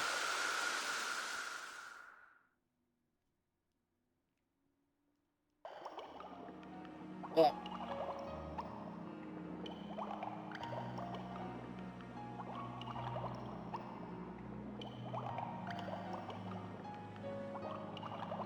We're swimming in the sea of information. The instant I make contact with it, I am drawn inside the Holy Grail. To be more accurate, I am absorbed into it like water being absorbed by a sponge. In the short time before I'm erased from existence, my consciousness is immersed into the moon cell. I can see everything that exists within it, every piece of information, every observation, and every conclusion. The sheer volume of information and ideas stored in the moon cell forms an intricate collage that no human could decipher, though I do sense a pattern. In fact, I cannot say that Twice's interpretation of human history as recorded by the moon cell was wrong. For war has always brought change, but in this day and age, humanity has mistaken stagnation for peace.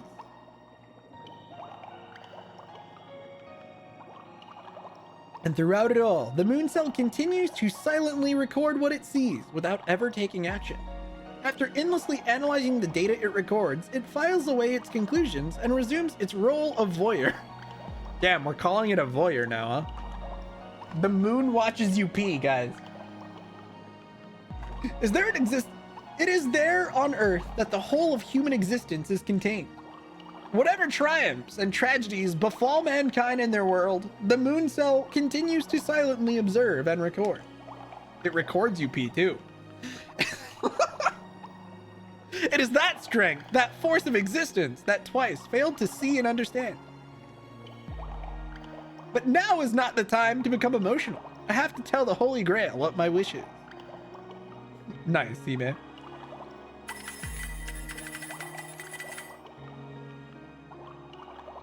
Input complete. I was able to enter my wish without a single mistake, I think. Now all there is for me to do is wait for the end of my tenuous existence to come. However, oddly, the time of my death doesn't seem to be coming anytime soon. Being one with the moon cell, I share its unique view of time where infinity can be contained in a single second. So even the briefest moment seems somewhat more drawn out than normal. But even with that, I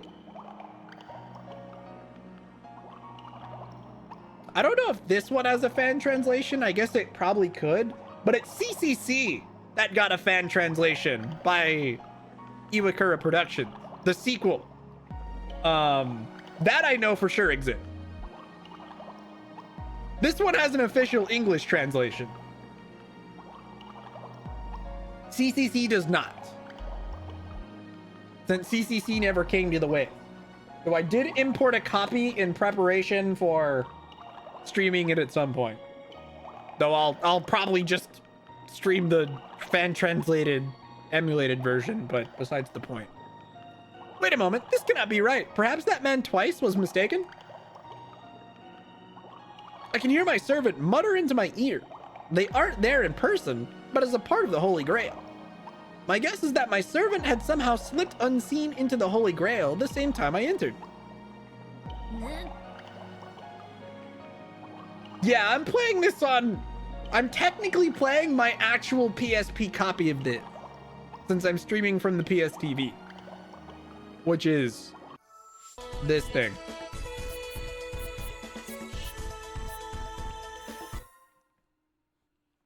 Don't act as if you just noticed me. It is your duty to be aware of my presence at all time, after all. However, something doesn't feel right. With the war over, there is no reason for her to follow me here.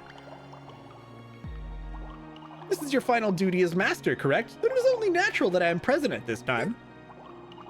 Especially since it seems as if this is a time when you are in need of my strength. So that's what she's doing.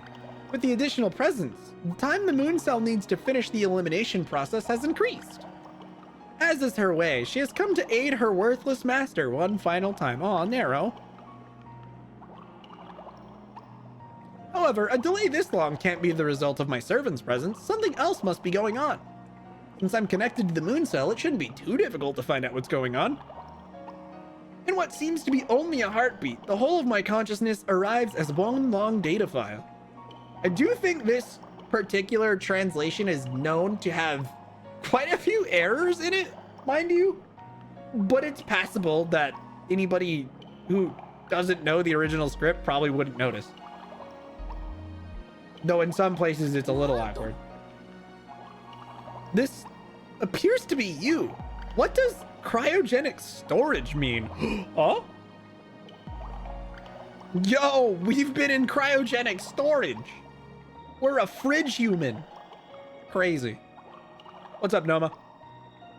Welcome back. The info in this data file concerns a patient with a fatal brain disease that affects memory retention. And the only doctor familiar with the surgical procedure used to treat the disease died in a terrorist attack. Oh, rip. So Twice Peaceman was gonna be the one who gave my main character brain surgery, and then he fucking died. Rip. Oh, nice, Noma. Until another surgeon could replicate the procedure, the patient was put into cryogenic storage. There's a living human that shares my exact identity, and I may be more than random bits of data. That must be the reason, while I'm still around, the moon cell needs more time to analyze this new information. But I'm sure that guy didn't come here as a Magus. I'm just a copy of a person trapped in an endless dream. Whatever the case, my fate is almost assured. I'm sure that my time here is fast coming to an end. The character with the silliest name made his appearance. The man? No Face? Isn't that what they called him? It was No Face and what were their stupid ass name? Or are you thinking of something else? Oh, twice. Oh, you meant in this. Yes, twice. Twice H. Peaceman.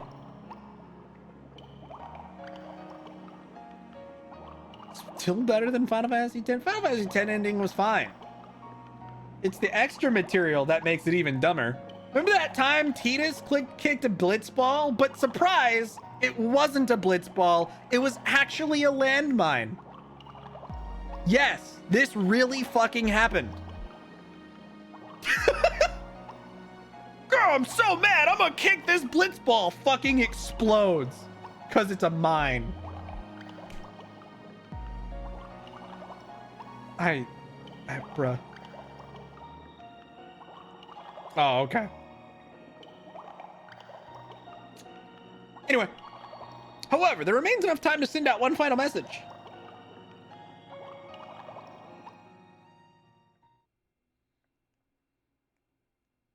The only part about Final Fantasy X-2's ending that annoys me is how fucking hard it is to get the true ending.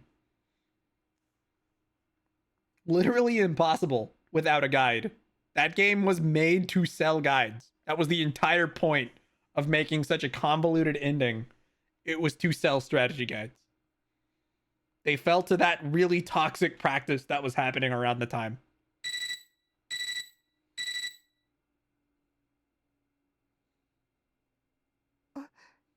これはあなたのデータですよね。 Oh, yup. I wonder what will become of Rani after I disappear. Will the bond we share compel her to search for me? The boy currently frozen in an endless dream has never met Rani, but I'm sure that they'll become friends. And even if it turns out she no longer needs me, that'd be okay as well.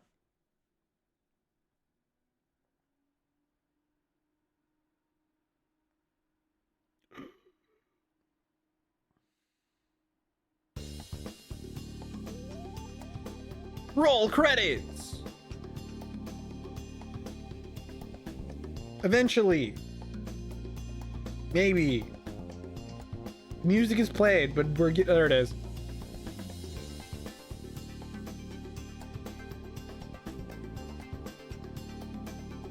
We did it! Sakura Tanj! Chiwa Saito! I love both of their work. And it's not just because they voice Nero and Tamamo, but still.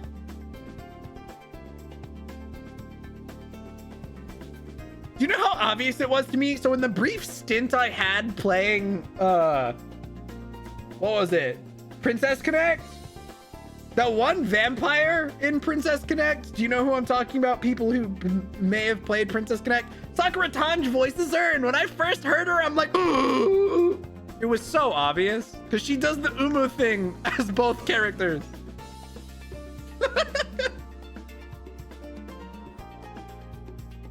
Fair enough, I guess, Noma. Heard of it, but nothing. I played Princess Connect briefly in its Western, when it had a Western release. I played it for a few months and then I quit. And then like a few years later, it got shut down, which pissed a lot of people off.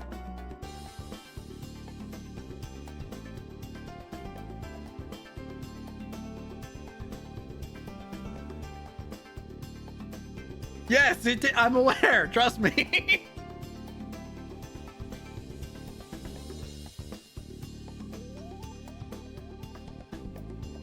GG, yeah. Thanks, Zeke.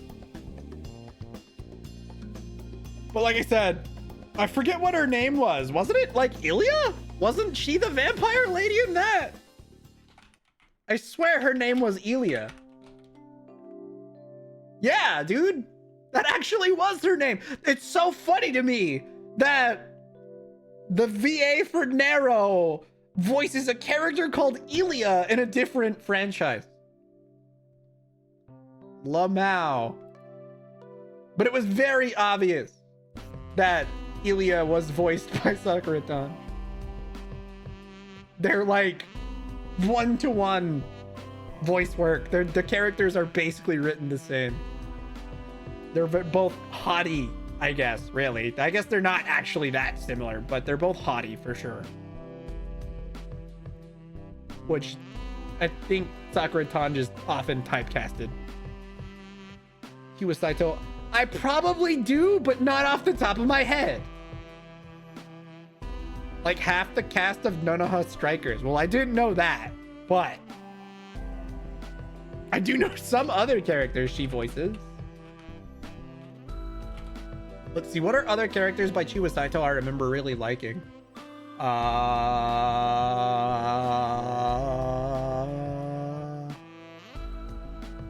And it sure is a shame that I don't... Oh, right, she was Hitagi! At least in the most recent season of Monogatari. Was she always Hitagi? What? Wait. I guess she was. Lamau. That feel when Senjugahara from Monogatari is also Tamamo. Good stuff. Wait. Whoa, whoa, whoa, whoa, whoa, whoa, whoa. I don't think I realized she was also Chloe Einsburn. I don't know how I feel about that.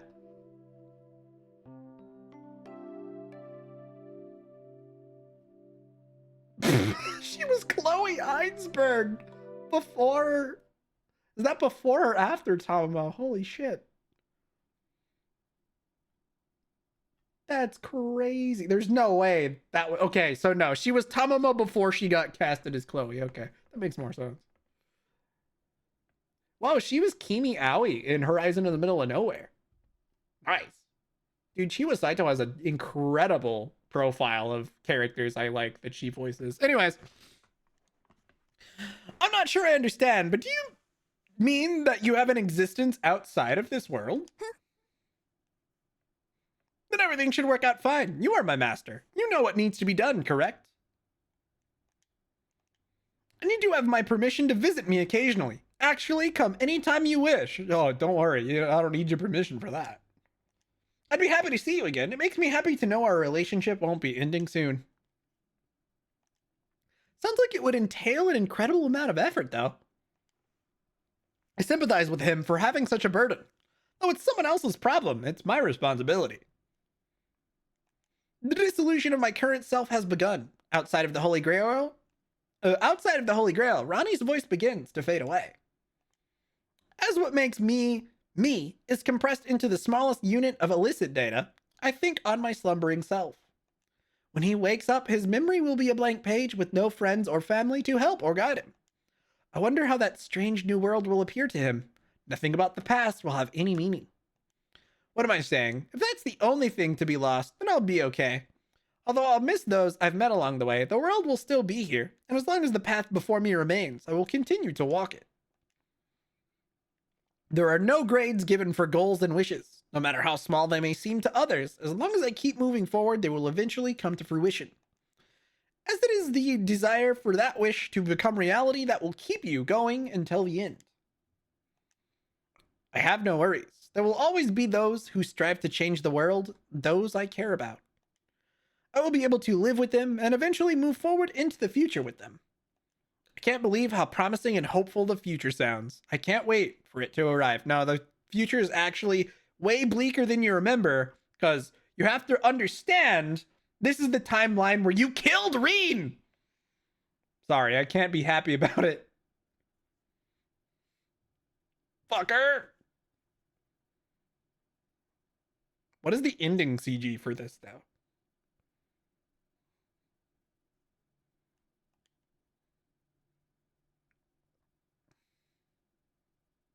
I'm only slightly bitter about that. Save clear. What do you mean there's no ending CG? Hold on. Hold on. What?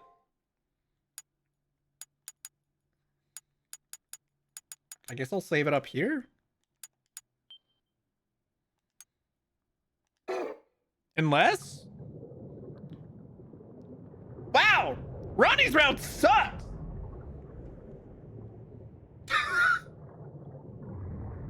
Actually, though, we don't even get an ending CG? Hold on. You fucking for real? Yeah, I'm never doing Ronnie route again. Holy shit. That's unfortunate. I'm not mad necessarily, just disappointed. I don't know if that's worse. Hold on. Surely I didn't do something wrong, right?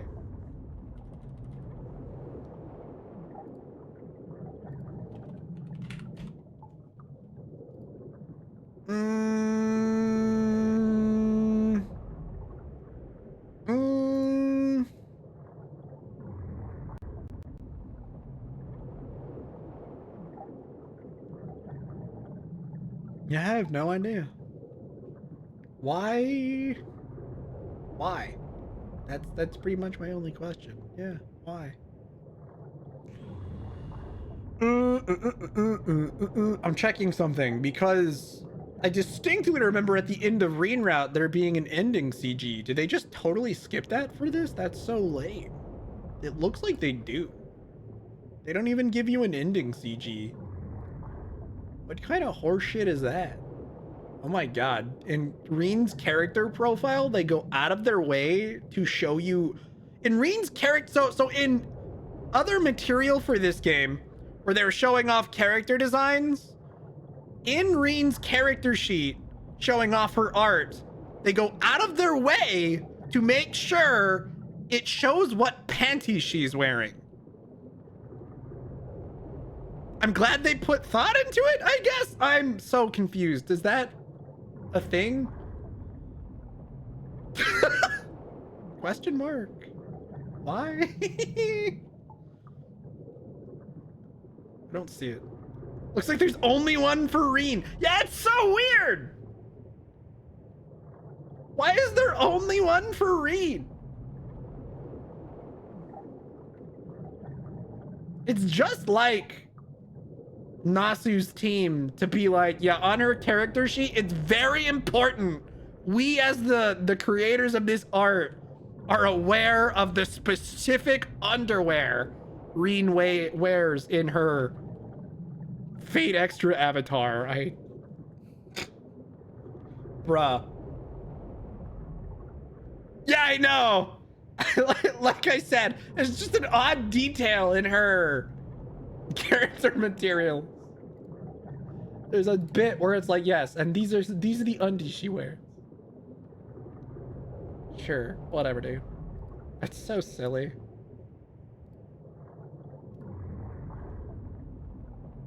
Cause I'm looking at Reen's ending CG, and yeah, there doesn't seem to be one for Rani. That's crazy. She does have stuff in the secret garden for CCC though. So that's something, I suppose. Whatever. Wild.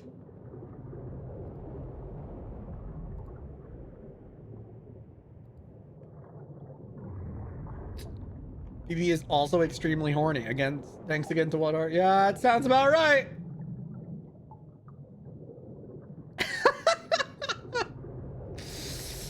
Yeah, the secret garden is gonna be a bit awkward to stream. Or being honest here. But I mean, it's not too bad, I guess. There's been worse, I'm sure. But they're pretty yeah. There's some horny images in the secret garden, that's for sure. Well, that was Fate Extra, the Rani route. I admit I'm kind of disappointed. I didn't mind it. This is actually my first time seeing Rani's route. It was fine, but I like Reen's route way better. I feel pretty justified that I'd never really done this one before. It's fine, but Reen's route is absolutely and undeniably the better of the two routes, unfortunately. Gonna use alt costumes? Potentially? Green route's the canon route? I would certainly hope so.